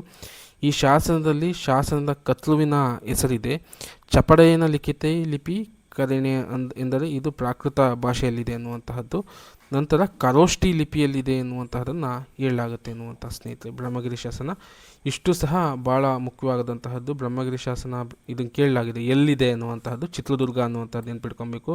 ನಂತರ ಅದು ಪ್ರಾರಂಭ ದೇವನಾಂಪ್ರಿಯೆ ಅಹಮತಿ ಅನ್ನುವಂತಹದನ್ನು ನೆನ್ಪಿಟ್ಕೊಬೇಕು. BL ರೈಸ್ ಅವರು 1892ರಲ್ಲಿ ಇದನ್ನು ಬ್ರಹ್ಮಗಿರಿಯಲ್ಲಿ ಶೋಧನೆ ಮಾಡುವಂತಹದ್ದು ಅನ್ನುವಂತಹದ್ದು. ಈ ಶಾಸನದಲ್ಲಿ ಕತ್ಲುವಿನ ಚಪಡೆಯಿನ ಲಿಖಿತೆ ಲಿಪಿ ಕರೇಣ ಅನ್ನುವಂತಹದನ್ನು ನೋಡ್ಬೋದು, ಪ್ರಾಕೃತ ಭಾಷೆಯಲ್ಲಿದೆ. ಮತ್ತು ಖರೋಷ್ಠಿ ಲಿಪಿಯಲ್ಲಿರುವಂತಹದನ್ನು ನಾವು ನೆನಪಿನಿಟ್ಕೊಬೇಕು. ಇಷ್ಟು ಬ್ರಹ್ಮಗಿರಿ ಶಾಸನಕ್ಕೆ ಸಂಬಂಧಪಟ್ಟ ಹಾಗೆ. ನಂತರ ಮಸ್ಕಿ ಶಾಸನ, ಇದು ರಾಯಚೂರು ಜಿಲ್ಲೆಯ ಮಸ್ಕಿ ಎಂಬಲ್ಲಿ ಸಿಕ್ಕಿರುವಂತಹದ್ದು. ಬ್ರಹ್ಮಗಿರಿಯಲ್ಲಿ ಹೇಳಿರುವ ಮಸ್ಕಿ ಬಹುಶಃ ಇದೇ ಆಗಿದೆ ಅನ್ನುವಂಥದ್ದು. ಅಲ್ಲಿ ಬ್ರಹ್ಮಗಿರಿಯಲ್ಲೂ ಸಹ ಮಸ್ಕಿ ಬಗ್ಗೆ ಉಲ್ಲೇಖ ಇದೆ, ಅದು ಇದೇ ಮಸ್ಕಿ ಅಂತ ಹೇಳಲಾಗುತ್ತೆ ಅನ್ನುವಂತಹದ್ದು. ಇಲ್ಲಿ ಚಿನ್ನದ ಗಣಿಗಳ ಅವಶೇಷಗಳಿದ್ದಾವೆ ಅನ್ನುವಂಥದ್ದನ್ನು ಉಲ್ಲೇಖ ಮಾಡಲಾಗುತ್ತೆ. ಇಲ್ಲಿಯ ಶಾಸನದಿಂದ ದೇವನಾಂಪ್ರಿಯ ಎಂಬುದು ಅಶೋಕನ ಹೆಸರೇ ಎಂಬುದು ಸಮರ್ಥ ಆಯಿತು ಅಂತ ಹೇಳಲಾಗುತ್ತೆ ಅನ್ನುವಂತಹದ್ದು. ಅಂದರೆ ದೇವನಾಂಪ್ರಿಯ ಅನ್ನುವಂಥದ್ದು ಇನ್ನು ಹೇಳಲಾಗುತ್ತೆ, ಅದು ಯಾರು ಅನ್ನುವಂಥದ್ದು ಸ್ಪಷ್ಟವಾಗಿ ಗೊತ್ತಿರೋದಿಲ್ಲ. ಆದರೆ ಈ ಶಾಸನದಿಂದ ಅಶೋಕನ ಎನ್ನುವಂತಹದನ್ನು ನಾವು ನೋಡ್ಬೋದು. ಅಂದರೆ ದೇವನಾಂಪ್ರಿಯ ಅನ್ನುವಂತಹದ್ದು ಅಶೋಕನಿಗಿದ್ದಂತಹ ಒಂದು ಬಿರುದು ಅನ್ನುವಂತಹದನ್ನು ಗೊತ್ತಾಗುತ್ತೆ ಅನ್ನುವಂತಹದ್ದು. ನಂತರ ಚಾಲುಕ್ಯ ಜಗದೇಕಮಲ್ಲನ ಕಾಲದಲ್ಲಿ ಇದ್ದಕ್ಕೂ ಪಿರಿಯಾಮಾಸಂಗಿ ಎಂಬ ಹೆಸರಿತ್ತು ಅನ್ನುವಂತಹದನ್ನು ಕಂಡುಬರುತ್ತೆ ಅನ್ನುವಂತಹದ್ದು. ಸಾಮಾನ್ಯರಿಗೆ ಅಶೋಕನ ಶಾಸನಗಳು ಬೌದ್ಧ ಶಕೆಯನ್ನು ಹೇಳ್ತವೆ ಅನ್ನುವಂತಹದ್ದು ಈ ಶಾಸನದಿಂದ ನಮಗೆ ಕಂಡುಬರುತ್ತೆ. ಇಷ್ಟು ನಮಗೆ ಬಹುಮುಖ್ಯವಾಗಿ ಮಸ್ಕಿ ಶಾಸನದಿಂದ ತಿಳಿದು ಬರುವಂತಹ ಅಂಶಗಳು ಅನ್ನುವಂತಹದ್ದು. ನಂತರ ಚಂದ್ರವಳ್ಳಿಯ ಮಹಿರೋ ಶರ್ಮನ ಶಾಸನ ಅನ್ನುವಂತಹದ್ದು. ಒಂದಿಷ್ಟು ಶಾಸನದ ಒಂದು ಸಾಲುಗಳನ್ನು ಬರೆದಿದ್ದೀನಿ. ಕದಂಬ ಬಾಣಂ ಮಯೂರ ಶರ್ಮಣ ವಿನೀಪ ಅಹಂ ತಟಕಂ ಕುಟಾತೆ ಕೂಡ ಅಬೀರ ಪಲ್ಲವ ಪರಿ ಯಾತಿಕ ಸಕಸ್ಥಾನ ಸೈಹಿಂದಕ ಪೊನಾಡ ಮೊಂಕಾಣ ಅನ್ನುವಂತಹದ್ದು. ಬಹುತೇಕವಾಗಿ ಸಾಕಷ್ಟು ಪರೀಕ್ಷೆಗಳಲ್ಲಿ ಶಾಸನಗಳ ಸಾಲುಗಳನ್ನು ಕೇಳುವಂತಹದ್ದು ಕಡಿಮೆ ಸ್ನೇಹಿತರೆ. ಶಾಸನದ ಇತಿಹಾಸ ಮತ್ತು ಶಾಸನದ ಪ್ರಮುಖವಾದಂತಹ ಅಂಶಗಳ ಕುರಿತು ಕೇಳ್ತಾರೆ. ಕೆಲವೊಂದು ಕಡೆಗಳಲ್ಲಿ ಅಲ್ಮಿಡಿ ಶಾಸನ ಮತ್ತು ತಾಳಗುಂದ ಶಾಸನಗಳ ಒಂದು ಸಾಲುಗಳನ್ನು ಕೇಳಿಲ್ಲ ಅಂತಲ್ಲ. ಆದರೂ ಸಹ ನೀವು ಶಾಸನಗಳ ಒಂದಿಷ್ಟು ಪರಿಶಿಷ್ಟ ಭಾಗವನ್ನು ಅಥವಾ ಪಠ್ಯ ಭಾಗವನ್ನು ಓದ್ಕೊಂಡು ಹೋಗ್ಬೋದು ಅನ್ನುವಂತಹದ್ದು. ನೋಡೋಣ. ಚಿತ್ರದುರ್ಗದ ಬಳಿಯ ಚಂದ್ರವಳ್ಳಿಯ ಕಣಿವೆಯ ಬಳಿ ಒಂದು ಬಂಡೆಯ ಮೇಲೆ ಈ ಶಾಸನ ದೊರೆತಿರುವಂತಹದ್ದು. ಇದರ ಕಾಲ 4ನೇ ಶತಮಾನ. ಮಯೂರ ಶರ್ಮ, ತ್ರೈಕೂಟ, ಅಭಿಪ ಪಲ್ಲವ, ಪರಿಯಾತ್ರಿಕ, ಶಕಸ್ಥಾನ, ಚಂದ್ರಕ ಇವುಗಳ ಮೇಲೆ ಸಂಪಾದಿಸಿದ ವಿಜಯವನ್ನು ಇದು ಹೇಳುತ್ತೆ ಅನ್ನುವಂತಹದ್ದು. ಲಿಪಿ ಕದಂಬರ ಕಾಲದ ಕನ್ನಡ ಭಾಷೆಯನ್ನು ಒಳಗೊಂಡಿರುವಂತಹದ್ದು. ಮಯೂರ ಶರ್ಮ, ತ್ರೈಕೂಟ, ಅಭಿಪ ಪಲ್ಲವ, ಪಾರಿಯಾತ್ರಿಕ ಅನ್ನುವಂತಹದನ್ನು ನೋಡ್ಬೋದು. ವಿಜಯವನ್ನು ಹೇಳಿರುವಂತಹದ್ದು ಮಯೂರವರ್ಮ ಶಾಸನ ಅನ್ನುವಂತಹದ್ದು. ನಂತರ ತಾಳಗುಂದ ಶಾಸನ ಅನ್ನುವಂತಹದ್ದು ಭಾಳ ಬಹುಮುಖ್ಯ ಸ್ನೇಹಿತರೆ. 5ನೇ ಶತಮಾನ. ಮಯೂರ ಶರ್ಮ ದ್ವಿಜನೆಂದು ಇದರಲ್ಲಿ ತಿಳಿಸಲಾಗುತ್ತೆ. ಮಯೂರನ ಶರ್ಮನ ಗುರು ವೀರಶರ್ಮನೆಂದು ತಿಳಿದು ಬರುತ್ತದೆ. ಮಯೂರ ಅಧ್ಯಯನಕ್ಕೆಂದು ಕಾಂಚೀಪುರ ಘಟಿಕ ಕೇಂದ್ರಕ್ಕೆ ಬಂದನೆಂದು ಇದು ತಿಳಿಸಲಾಗುತ್ತೆ. ಅಂದರೆ ಮಯೂರ ಅಧ್ಯಯನಕ್ಕೆಂದು ಕಾಂಚೀಪುರದ ಘಟಿಕ ಸ್ಥಾನಕ್ಕೆ ಬಂದನೆಂದು ತಿಳಿಸ್ತದೆ. ಪಲ್ಲವರ ಅಶ್ವದಳದೊಂದಿಗೆ ಉಂಟಾದ ಉಗ್ರ ಕಲಹದಿಂದ ಕೋಪಗೊಂಡ ಅಂತಲೂ ಸಹ ಇದು ಹೇಳಲಾಗುತ್ತೆ. ಕಾಕುಸ್ಥವರ್ಮನ ಚಿತ್ರಣ ಬರ್ತದೆ, ಕೇಳಲಾಗುತ್ತೆ. ಕಾಕುಸ್ಥವರ್ಮನ ಚಿತ್ರಣ ಇರುವಂತಹ ಶಾಸನ ಯಾವುದು? ತಾಳ್ಗುಂದ ಶಾಸನ ಅನ್ನುವಂತಹದನ್ನು ಉಲ್ಲೇಖ ಮಾಡಲಾಗಿದೆ. ಈ ಶಾಸನ ಶಿವಮೊಗ್ಗ ಜಿಲ್ಲೆ ಶಿಕಾರಿಪುರ ತಾಲೂಕಿನ ತಾಳ್ಗುಂದ ಗ್ರಾಮದಲ್ಲಿ ಪ್ರಣವೇಶ್ವರ ದೇವಾಲಯದ ಗುಡಿಯ ಎದುರುಗಡೆ ಇರುವ ಸ್ತಂಭದ ಮೇಲಿದೆ. ಇದಂತಲೂ ಪ್ರಶ್ನೆಯಿಂದ ಸಾಕಷ್ಟು ಬಾರಿ ಕೇಳಲಾಗಿದೆ. ತಾಳ್ಗುಂದ ಶಾಸನ ಯಾವ ಜಿಲ್ಲೆಯಲ್ಲಿ ಸಿಕ್ಕಿದೆ, ಯಾವ ದೇವಸ್ಥಾನದ ಗುಡಿಯ ಮುಂದೆ ಸಿಕ್ಕಿದೆ, ಯಾವ ತಾಲೂಕಿನಲ್ಲಿ ಸಿಕ್ಕಿದೆ ಅಂತ ತಾಳ್ಗುಂದ ಶಾಸನದ ಬಗ್ಗೆ ಪ್ರಶ್ನೆಗಳನ್ನು ಕೇಳಲಾಗಿದೆ ಸ್ನೇಹಿತರೆ. ಕಾಕುಸ್ಥವರ್ಮನ ಮಗನಾದ ಶಾಂತಿವರ್ಮ ಈ ಶಾಸನವನ್ನು ಹಾಕಿಸಿದವನು. ಅಂದರೆ ಕಾಕುಸ್ಥವರ್ಮನ ಮಗನಾದ ಶಾಂತಿವರ್ಮ ಈ ಶಾಸನವನ್ನು ಹಾಕಿಸಿದ ಅಂತ ಹೇಳಲಾಗುತ್ತೆ. ಇದರ ಕವಿ ಕುಬ್ಜ ಅನ್ನುವಂಥದ್ದು, ಇದನ್ನು ಬರೆದಂತಹ ಕವಿ ಕುಬ್ಜ ಅನ್ನುವಂತಹದ್ದು. 34 ಪದ್ಯಗಳಿವೆ, ಮಾತ್ರಾ ಛಂದಸ್ಸಿನಿಂದ ರಚಿತಗೊಂಡಿದೆ ಅಂತ ಹೇಳಲಾಗುತ್ತೆ. ಶಾಂತಿವರ್ಮನ ಶಾಸನ ಕಾಕುಸ್ಥವರ್ಮನ ಶಾಸನವೆಂದು ಸಹ ಕರೆಯಲಾಗುತ್ತೆ. ಇದಕ್ಕೆ 2 ಹೆಸರುಗಳಿದ್ದಾವೆ, ಶಾಂತಿವರ್ಮನ ಶಾಸನ, ಕಾಕುಸ್ಥವರ್ಮನ ಶಾಸನ ಎಂದು. ಕಾಕುಸ್ಥವರ್ಮ ಚಂದ್ರಗುಪ್ತ ವಾಕಟ ಅರಸ ಗಂಗರ ಮಾಧವನಿಗೆ ಆಳುಪರ ಪಶುಪತಿಗೆ ತನ್ನ ಹೆಣ್ಣು ಕೊಟ್ಟು ಮದುವೆ ಮಾಡಿದ್ದನೆಂದು ತಿಳಿದು ಬರುತ್ತೆ ಅನ್ನುವಂತಹದ್ದು. ಅಂದರೆ ಕಾಕುಸ್ಥವರ್ಮ ಚಂದ್ರಗುಪ್ತ ವಾಕಟ ಅರಸ ಗಂಗಾ ಮಾಧವನಿಗೆ ಅಳುಪ ಪಶುಪತಿಗೆ ತನ್ನ ಹೆಣ್ಣು ಕೊಟ್ಟು ಮದುವೆ ಮಾಡಿರೋ ಕುರಿತು ಈ ಶಾಸನದಲ್ಲಿ ಉಲ್ಲೇಖವಾಗಿ ಕಂಡುಬರುತ್ತೆ ಅಂತ. ಏನಾದರೂ ತಾಳ್ಗುಂದದ ಬಗ್ಗೆ ಪ್ರಶ್ನೆಯನ್ನು ಕೇಳಿದರೆ ಇಷ್ಟು ಅಂಶಗಳನ್ನು ನೀವು ಗಮನದಲ್ಲಿಟ್ಕೊಂಡು ಉತ್ತರವನ್ನು ಹಾಕಬೇಕಾಗುತ್ತೆ ಸ್ನೇಹಿತರೆ. ನಂತರ ಬಹುಮುಖ್ಯವಾಗಿ ಬರುವಂತಹದ್ದು ಅಲ್ಮಿಡಿ ಶಾಸನ ಸ್ನೇಹಿತರೆ. ಈ ವಿಷಯವನ್ನು ಈ ವಿಷಯವನ್ನು ಇಷ್ಟೆಲ್ಲ ಮಾಹಿತಿಯನ್ನು ಸಂಗ್ರಹಿಸಿ ಅಲ್ಮಿಡಿ ಶಾಸನದ ಬಗ್ಗೆ ನಾನು ನೋಟ್ಸನ್ನು ಮಾಡಿರುವಂತಹದ್ದು. ಎಲ್ಲೂ ಸಹ ಪ್ರಶ್ನೆಗಳು ಬಿಟ್ಟು ಹೋಗಬಾರ್ದು. ಆ ಹಿನ್ನೆಲೆಯಲ್ಲಿ ಇದನ್ನು ವಿಷಯವನ್ನು ಸಂಗ್ರಹಣೆ ಮಾಡಿದ್ದೀನಿ. ನಿಮಗೂ ಸಹ ಪರೀಕ್ಷಾ ದೃಷ್ಟಿಕೋನದಿಂದ ಅನುಕೂಲ ಆಗುತ್ತೆ. ಇನ್ನು ಅಂದರೆ ಅಷ್ಟು ಡೆಪ್ತಾಗಿ ಕೇಳೋದಿಲ್ಲ. ಸಹಾಯಕ ಪ್ರಾಧ್ಯಾಪಕ PU ಕಾಲೇಜ್ ಪರೀಕ್ಷೆಗಳಿಗೆ ಅತ್ಯಂತ ಡೆಪ್ತಾಗಿ ಕೇಳೋ ಸಾಧ್ಯತೆ ಇರುತ್ತೆ. ನೀವು ಸಾಮಾನ್ಯವಾಗಿ ಪ್ರಮುಖ ಅಂಶಗಳನ್ನು ಇದರಲ್ಲಿ ತಿಳ್ಕೊಂಡ್ರೆ ಸಾಕು ಅನ್ನುವಂತಹದ್ದು. ಈ ಶಾಸನ ಮೊದಲು ಮೈಸೂರು ಸರ್ಕಾರದ ಶಾಸನ ಇಲಾಖೆಯ BD 1936ರಲ್ಲಿ ಪ್ರಕಟವಾಗುತ್ತೆ. ಸ್ವಲ್ಪ ಬದಲಾವಣೆಯೊಂದಿಗೆ ಪ್ರಬುದ್ಧ ಕರ್ನಾಟಕದಲ್ಲಿ 1939ರ ಆವೃತ್ತಿಯಲ್ಲಿ ಪ್ರಕಟವಾಯಿತು. ಮೈಸೂರು ವಿಶ್ವವಿದ್ಯಾಲಯದ ಕನ್ನಡ ಅಧ್ಯಯನ ಸಂಸ್ಥೆ ಎಪಿಗ್ರಫಿಯ ಕರ್ನಾಟಕದಲ್ಲಿ ಇದನ್ನು ಸೇರಿಸಲಾಗುತ್ತೆ ಅನ್ನುವಂತಹದ್ದು. ಎಪಿಗ್ರಫಿ ಕರ್ನಾಟಕದಲ್ಲಿ ಯಾರು ಸೇರಿಸಿದ್ದು ಅಂದರೆ ಮೈಸೂರು ವಿಶ್ವವಿದ್ಯಾಲಯದ ಅನ್ನುವಂತಹದ್ದು. ನಂತರ GS ಗಾಯಿರವರು ತಾವು ಪ್ರಕಟಿಸಿದ್ದ ಅಲ್ಮಿಡಿ ಶಾಸನ ಒಂದು ಅಧ್ಯಯನ ಎಂಬ ಒಂದು ಲೇಖನದಲ್ಲಿ ತಿಳಿಸಿದ್ದಾರೆ. ಅದು ವಜ್ರಜೀಪ್ತಿ ಎನ್ನುವಂತಹ ಪುಸ್ತಕ. ಅಂದರೆ ಮೊದಲು ಯಾರು GS ಗಾಯಿರವರು ತಾವು ಪ್ರಕಟಿಸಿದ ಅಲ್ಮಿಡಿ ಶಾಸನ ಒಂದು ಅಧ್ಯಯನ ಎಂಬ ಒಂದು ಲೇಖನದಲ್ಲಿ ತಿಳಿಸಿದ್ದಾರೆ ಎನ್ನುವಂತಹದ್ದು. ಶಾಸನ ದೊರೆತ ಸ್ಥಳ ಅಲ್ಮಿಡಿ ಎಂಬ ಒಂದು ಸಣ್ಣ ಗ್ರಾಮದಲ್ಲಿ ಇಗುಚಿ ನದಿಗೆ ಸೇರುವ ಒಂದು ಹಳ್ಳಿಯೊಂದರ ಬಲದಂಡೆಯ ಮೇಲೆ ಸಿಕ್ಕಿದೆ ಅನ್ನುವಂಥದ್ದು. ಇದು ಪ್ರಶ್ನೆ ಕೇಳಿದ್ದಾನೆ. ಅಲ್ಮಿಡಿ ಶಾಸನ ಈ ಕೆಳಗಿನ ಸ್ಥಳದಲ್ಲಿ ಸಿಕ್ಕಿದೆ. ಇಗುಚಿ ನದಿಗೆ ಸೇರಿರುವ ಹಳ್ಳಿಯೊಂದರ ಬಲದಂಡೆ ಅನ್ನುವಂತಹದನ್ನು ನೆನಪಿನಲ್ಲಿ ಇಟ್ಕೊಬೇಕು. ಯಾವ ದೇವಸ್ಥಾನ? ವೀರಭದ್ರ ದೇವಾಲಯದ ಬಳಿ ಈ ಶಾಸನ ದೊರೆತಿದೆ ಅನ್ನುವಂತಹದ್ದು. ಶಾಸನದ ವರ್ಣನೆ ಬಗ್ಗೆ ನಾವು ನೋಡೋದಿದ್ರೆ ಮೈಸೂರು ಶಾಸನ ಇಲಾಖೆ 1936ನೇ ಇಸವಿಯಲ್ಲಿ ಪ್ರಕಟವಾದಾಗ ನಂತರ 1937ರಲ್ಲಿ ಪ್ರಬುದ್ಧ ಕರ್ನಾಟಕದಲ್ಲಿ ಡಾಕ್ಟರ್ MH ಕೃಷ್ಣರ ಹೆಸರಿನಲ್ಲಿ ಅತ್ಯಂತ ಪ್ರಾಚೀನ ಕನ್ನಡ ಶಾಸನ ಶೀರ್ಷಿಕೆ ಪ್ರಕಟವಾಯಿತು. ಅಂದರೆ ಡಾಕ್ಟರ್ MH ಕೃಷ್ಣ ಅವರ ಹೆಸರನ್ನೇ ನಾವು ಬಹುತೇಕವಾಗಿ ಉಲ್ಲೇಖ ಮಾಡ್ತೇವೆ. ಅಂದರೆ MH ಕೃಷ್ಣ ಅವರೇ ಈ ಶಾಸನವನ್ನು ಪರಿಚಯ ಮಾಡಿದ್ದು ಅನ್ನುವಂತಹ ನಿಟ್ಟಿನಲ್ಲಿ ಮೈಸೂರು ಶಾಸನ ಇಲಾಖೆ 1936ನೇ ಇಸವಿಯಲ್ಲಿ ಪ್ರಕಟವಾದಾಗ ನಂತರ 1937 ಪ್ರಬುದ್ಧ ಕರ್ನಾಟಕದಲ್ಲಿ ಡಾಕ್ಟರ್ MH ಕೃಷ್ಣರ ಹೆಸರಿನಲ್ಲಿ ಅತ್ಯಂತ ಪ್ರಾಚೀನ ಕನ್ನಡ ಶಾಸನ ಅಂತ ಶೀರ್ಷಿಕೆ ಪ್ರಕಟ ಆಗುತ್ತೆ ಅನ್ನುವಂತಹದ್ದು. ಶಾಸನ ಶಿಲೆ 4 ಅಡಿ ಎತ್ತರ, 1 ಅಡಿ ಅಗಲ ಮತ್ತು 9 ಅಂಗುಲ ದಪ್ಪ ಇರುವಂತಹ ನೋಡ್ಬೋದು. ತಲೆಯ ಮುಂಭಾಗದಲ್ಲಿ 7 ಅಂಗುಲ ಅಗಲವಿರುವ ಚಿತ್ರವೊಂದನ್ನು ಕೆತ್ತಿದೆ.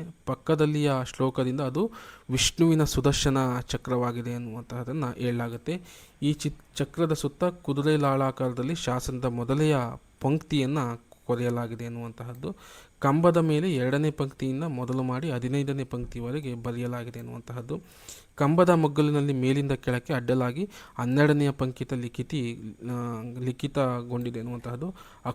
ಅಕ್ಷರಗಳು 2-3 ಅಂಗುಲ ಉದ್ದ ಹಾಗೂ ಅರ್ಧ ಅಂಗುಲ ಪ್ರಮಾಣದಲ್ಲಿದೆ ಅಂತ ಹೇಳಲಾಗುತ್ತೆ ಎನ್ನುವಂತಹದ್ದು. ಶಾಸನದ ಲಿಪಿಯನ್ನು ನೋಡೋದಾದರೆ ಶಾಸನದ ಮೊದಲ 15 ಪಂಕ್ತಿಗಳ ಅಕ್ಷರಗಳಲ್ಲಿ ಶಾತವಾಹನ ಚಕ್ರವರ್ತಿಗಳ ಶಾಸನಗಳಲ್ಲಿ ಬಳಕೆ ಇರುವ ಗವಿ ಲಿಪಿಯನ್ನು ಹೋಲಾಗುತ್ತೆ ಎನ್ನುವಂಥ ಕೇಳ್ಬೋದು ಸ್ನೇಹಿತರೆ. ಯಾವ ಲಿಪಿಯನ್ನು ಒಳಗೊಂಡಿದೆ ಎನ್ನುವಂಥದ್ದು ಗವಿ ಲಿಪಿಯನ್ನು ನೆನಪಿಟ್ಕೊಬೇಕು. GS ಗಾಯಿ ಈ ಶಾಸನದ ಪದಗಳ ಕುರಿತು ಚರ್ಚಿಸಿದ್ದಾರೆ ಎನ್ನುವಂತಹದ್ದು. ಶಾಸನದ ಕಾಲ ಕರ್ತೃತ್ವವನ್ನು ನೋಡೋದಿದ್ರೆ ಹಲಸಿಯ ತಾಮ್ರಪಟಗಳ ಅಣಜಿಯ ಶಾಸನಗಳ ಕಾಲಕ್ಕೆ ಸೇರಿದೆ ಅಂತ ಅಲ್ಮಿಡಿ ಶಾಸನವನ್ನು ಹೇಳಲಾಗುತ್ತೆ. ಹಲಸಿಯ ತಾಮ್ರಪಟಗಳು ಅಣಜಿಯ ಶಿಲಾಶಾಸನಗಳ ಕಾಲಕ್ಕೆ ಸೇರಿದೆ ಎನ್ನುವಂತಹದ್ದು. ರಾಜರ ಆಳ್ವಿಕೆಯಾದ ಕಾಕುಸ್ಥವರ್ಮನನ್ನು ಕೇಂದ್ರವಾಗಿಸಿ ಕ್ರಿಸ್ತಶಕ 450 ಅಲ್ಮಿಡಿ ಶಾಸನ ಕಾಲ ಎಂದು MH ಕೃಷ್ಣಶಾಸ್ತ್ರಿಯವರು ತಿಳಿಸಿದ್ದಾರೆ ಎನ್ನುವಂತಹದ್ದು. ಈ ಕ್ರಿಸ್ತಶಕ 450 ಅಲ್ಮಿಡಿ ಶಾಸನದ ಕಾಲ ಅಂತ ಗುರುತಿಸಿದಂಥವರು MH ಕೃಷ್ಣಶಾಸ್ತ್ರಿಯವರು ಅನ್ನುವಂತಹದ್ದು. ಗೋವಿಂದ ಪೈಗಳು ಕ್ರಿಸ್ತಶಕ 265 282 ಅನ್ನುವಂತಹದನ್ನು ಹೇಳ್ತಾರೆ. ಇದನ್ನು ಕೇಳೋ ಸಾಧ್ಯತೆ ಇರುತ್ತೆ ಪ್ರಶ್ನೆಗಳನ್ನು. 450 ನಮಗೆಲ್ಲ ಸಾಮಾನ್ಯವಾಗಿ ಗೊತ್ತಿರುತ್ತೆ, ಆದರೆ ಸಂಶೋಧನೆಯ ದೃಷ್ಟಿಕೋನದಿಂದ ಯಾರು ಇಂತಿಂಥ ಕಾಲಘಟ್ಟವನ್ನು ಗುರುತಿಸಿದವರು ಅನ್ನುವಂಥದ್ದನ್ನು ಕೇಳಲಾಗುತ್ತೆ. ನಂತರ ಲಕ್ಷ್ಮೀನಾರಾಯಣ ಅವರು ಕ್ರಿಸ್ತಶಕ 575 ಅಂತ ಈಚಿನದ್ದು ಅಂತ ಹೇಳಲಾಗ್ತದೆ.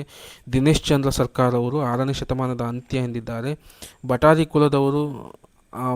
ಕುಲದವರು ಹಳಪ ಮತ್ತು ಕದಂಬ ವಂಶಗಳ ನಡುವಣ ಸಂಬಂಧದಿಂದ ಪ್ರಾಯಶಃ ಜನಿಸಿದವನು ಆಗಿರುವ ಈತನೇ ಈ ದಾನವನ ಶಾಸನವನ್ನು ಬರೆಸಿದವನು ಎಂದು MH ಕೃಷ್ಣರವರು ಊಹಿಸಿದ್ದಾರೆ ಅನ್ನುವಂತಹದ್ದು. ಶಾಸನದ ಮಹತ್ವವನ್ನು ನೋಡೋಣ ಸ್ನೇಹಿತರೆ. ಮೊದಲು ಮಂಗಳೇಶನ 578 ಕ್ರಿಸ್ತಶಕ ಶಾಸನವೇ ಮೊದಲು ಎಂದು ತಿಳಿಯಲಾಗಿತ್ತು ಅನ್ನುವಂತಹದ್ದು. ನಾವು ಕನ್ನಡದ ಮೊದಲ ಶಾಸನ ಅಂತ ಯಾವುದು ಅಲ್ಮಿಡಿ ಶಾಸನಕ್ಕಿಂತ ಮುಂಚೆ ಮಂಗಳೇಶನ 570 ಕ್ರಿಸ್ತಶಕ 578 ಶಾಸನವೇ ಮೊದಲು ಅಂತ ತಿಳ್ಕೊಂಡಿದ್ದು. ಅಲ್ಮಿಡಿ ಶಾಸನ ದೊರೆತ ಮೇಲೆ ಇದೇ ಮೊದಲಾಗಿತ್ತು ಅನ್ನುವಂತಹದನ್ನು ಹೇಳಲಾಗುತ್ತೆ. ಈ ಶಾಸನದಲ್ಲಿ ಕದಂಬರು, ಕಳಪ್ರಭರು, ಅಳುಪರು, ಸೇಂದ್ರಕರು, ಬಾಣರು, ಕೇಕೆಯರು, ಪಲ್ಲವರು ಈ ಕೆಲವು ರಾಜಮನೆತನಗಳ ಪ್ರಸ್ತಾಪ ಇದೆ ಎನ್ನುವಂತಹದ್ದು ಪ್ರಶ್ನೆ ಆಗಿದೆ ಸ್ನೇಹಿತರೆ. ಈ ಕೆಳಕಂಡ ಯಾವ ರಾಜಮನೆತನಗಳು ಅಲ್ಮಿಡಿ ಶಾಸನದಲ್ಲಿ ಉಲ್ಲೇಖ ಮಾಡಲಾಗಿದೆ ಎನ್ನುವಂತಹದನ್ನು ಕೇಳ್ತಾರೆ. ಇಷ್ಟು ರಾಜಮನೆತನ ನೆನಪಿನಲ್ಲಿ ಇಟ್ಕೊಬೇಕು, ಕೇಳೋ ಸಾಧ್ಯತೆ ಇರುತ್ತೆ. ಪ್ರೌಢಶಾಲಾ ಶಿಕ್ಷಕ ಪರೀಕ್ಷೆಗೆ ಒಂದಿಷ್ಟು ಸರಳವಾಗಿರುತ್ತೆ. ಈ ಥರದ ಏನಿರೋದಿಲ್ಲ. ನೀವು PU ಅಸಿಸ್ಟೆಂಟ್ ಪ್ರೊಫೆಸರ್ ಹುದ್ದೆಗಳೆಲ್ಲ ಹೋದಾಗ ಅಲ್ಲಿ ಈ ಥರದ ಇಷ್ಟು ರಾಜನ ಆಗೋ ಸಾಧ್ಯತೆ ಇರುತ್ತೆ ಎನ್ನುವಂತಹದ್ದು. ನಂತರ ರೂಢಿಯ ಮಂಗಳವಾಚಕ ಸ್ವಸ್ತಿ ಬಳಸದೆ ಶಾಸನ ಪ್ರಾರಂಭವಾಗಿದೆ ಅನ್ನುವಂತಹದ್ದು ನೆನಪಿನಲ್ಲಿಟ್ಕೊಬೇಕು. ಅಲ್ಮಿಡಿ ಶಾಸನ ಗದ್ಯಕ್ಕೆ ನಿಬದ್ಧವಾಗಿದೆ ಗದ್ಯದಲ್ಲಿ ನಿಬದ್ಧವಾಗಿದೆ ಅನ್ನುವಂಥದ್ದನ್ನು. ಅಲ್ಮಿಡಿ ಶಾಸನ ವೀರಗಲ್ಲು ಮತ್ತು ದಾನಶಾಸನ ಕೂಡಿ ಆಗಿದೆ ಅನ್ನುವಂಥದ್ದು. ಎರಡೂ ಇದೆ, ವೀರಗಲ್ಲು ಇದೆ, ದಾನಶಾಸನ ಇರುವಂತಹದ್ದು. ಇದರಲ್ಲಿ ಏನು ಅರ್ಥ ಇದೆ ಅಂದರೆ ವಿಜಯರಸನಿಗೆ ವೀರಾವೇಶದಿಂದ ಹೋರಾಡಿದ ಸಂಬಂಧ ಪಲ್ಮಿಡಿ ಮತ್ತು ಮೂಳುವಳ್ಳಿ ಎನ್ನುವ ಗ್ರಾಮವನ್ನು ದಾನವಾಗಿ ನೀಡಲಾಗಿದೆ. ಯಾರಿಗೆ? ವಿಜಯರಸನಿಗೆ ದಾನವನ್ನು ಕೊಡಲಾಗುತ್ತೆ ಎನ್ನುವಂತಹದ್ದು. ಯುದ್ಧದಲ್ಲಿ ಹೋರಾಡಿದ ರಕ್ತಸಿಕ್ತ ಖಡ್ಗವನ್ನು ತೊಳೆಯುವ ವಿಶಿಷ್ಟ ಗೌರವಮಾನದಕ್ಕೆ ಬಾಳ್ಗಿಚ್ಚು ಅನ್ನುವಂತಹದನ್ನು ಬಾಳ್ಗಚ್ಚುವಿನೊಡನೆ ಈ ದಾನವನ್ನು ನೀಡಲಾಗಿದೆ. ಇದನ್ನು ಕೇಳಲಾಗಿದೆ ಪ್ರಶ್ನೆ. ಯುದ್ಧದಲ್ಲಿ ಹೋರಾಡಿದ ರಕ್ತಸಿಕ್ತ ಖಡ್ಗವನ್ನು ತೊಳೆಯುವ ವಿಶಿಷ್ಟ ಗೌರವ ಅನ್ನುವಂಥದ್ದನ್ನು ಇದನ್ನು ಕೇಳಾಗಿದೆ, ಬಾಳ್ಗಟ್ಟು ಅನ್ನುವಂತಹದ್ದು. ಇದನ್ನು ನೆನಪಿನಲ್ಲಿ ಇಟ್ಕೊಬೇಕು ಅನ್ನುವಂಥ ಸ್ನೇಹಿತರೆ. ನಂತರ ಪಶುಪತಿ ಭಟಾರಿ ಕುಲಕ್ಕೆ ಸೇರಿದವನು ಎನ್ನುವುದನ್ನು ಶಾಸನದಿಂದ ತಿಳಿಬಹುದಾಗಿದೆ. ಭಟಾರಿ ಕುಲದ ಬಗ್ಗೆ ತಾಳ್ಗುಂದದ ಪ್ರಣವೇಶ್ವರ ದೇವಾಲಯದ ಬಾಗಿಲವಾಡನ ಶಾಸನ ತಿಳಿಸುತ್ತೆ. ಆದರೂ ಸಹ ಅಲ್ಮಿಡಿ ಶಾಸನದಲ್ಲೇ ಮೊದಲೇ ತಿಳಿಸಿರುವಂತಹದನ್ನು ನಾವು ನೋಡ್ಬೋದು. ಇಲ್ಲೊಂದು ಬಾಳನ್ ಪ್ಲಸ್ ಕಳ್ಚು, ಕತ್ತಿಯನ್ನು ತೊಳೆ, ಯುದ್ಧದಲ್ಲಿ ಹೋರಾಡಿ ಬಂದ ವೀರನ ಕತ್ತಿಯನ್ನು ತೊಳೆಯುವುದು ಅನ್ನುವಂತಹದ್ದು ಅರ್ಥ ಬರುತ್ತೆ. ಅಂದರೆ ಈ ಬಾಳ್ಗಚ್ಚು ಅನ್ನುವಂತಹದನ್ನು ಪ್ರಶ್ನೆ ಸಾಕಷ್ಟು ಬಾರಿ ಕೇಳಿದ ಸ್ನೇಹಿತರೆ ನೆನಪಿನಲ್ಲಿ ಇಟ್ಕೊಳ್ಳಿ ಎನ್ನುವಂತಹದ್ದು. ನಂತರ ಸಳ್ಭಂಗದರ್ ಅನ್ನುವಂತಹದ್ದು ಎಂಬುದನ್ನು ಸವಳಂಗ ಎಂದು MH ಕೃಷ್ಣ ಅವರು ತಿಳಿಸಿದ್ದಾರೆ. ನಂತರ ಚಿದಾನಂದಮೂರ್ತಿಯವರು ಷಡ್ಭಾಗ, ರಾಜನಿಗೆ ಸಂದಾಯವಾಗಬೇಕಾದ ಆದಾಯದ 6ನೇ ಒಂದು ಭಾಗ ಅರ್ಥವನ್ನು ಹೇಳಲಾಗಿದೆ. ಸ್ನೇಹಿತರೆ ಇವೆಲ್ಲವೂ ಸಹ ಇಂಪಾರ್ಟೆಂಟ್, ಇವು ಕೇಳಿರವೆ, ಇಲ್ಲಿವರೆಗೂ ಪ್ರಶ್ನೆ ಕೇಳಿರವೆ, ನೆನಪಿನಲ್ಲಿಟ್ಕೊಳ್ಳಿ ಅನ್ನುವಂಥದ್ದು. ಇನ್ನೊಂದು ಕುರುಂಬಿಡಿ, ಇದು ತೆರಿಗೆ ವಿನಾಯಿತಿಯನ್ನು ಹೇಳುವ ಮಾತಾಗಿದೆ. ವಂಶ ಪಾರಂಪರ್ಯವಾಗಿ ಉಪಭೋಗಿಸುವಂತೆ ಕೊಟ್ಟ ದಾನವನ್ನು ಹೇಳಲಾಗುತ್ತೆ ಎನ್ನುವಂತಹದ್ದು. ಈ ಪದದ ಅರ್ಥವನ್ನು ಕೇಳಿಬಿಟ್ಟು ಈ ಅರ್ಥವನ್ನು ಕೇಳಲಾಗ್ತದೆ.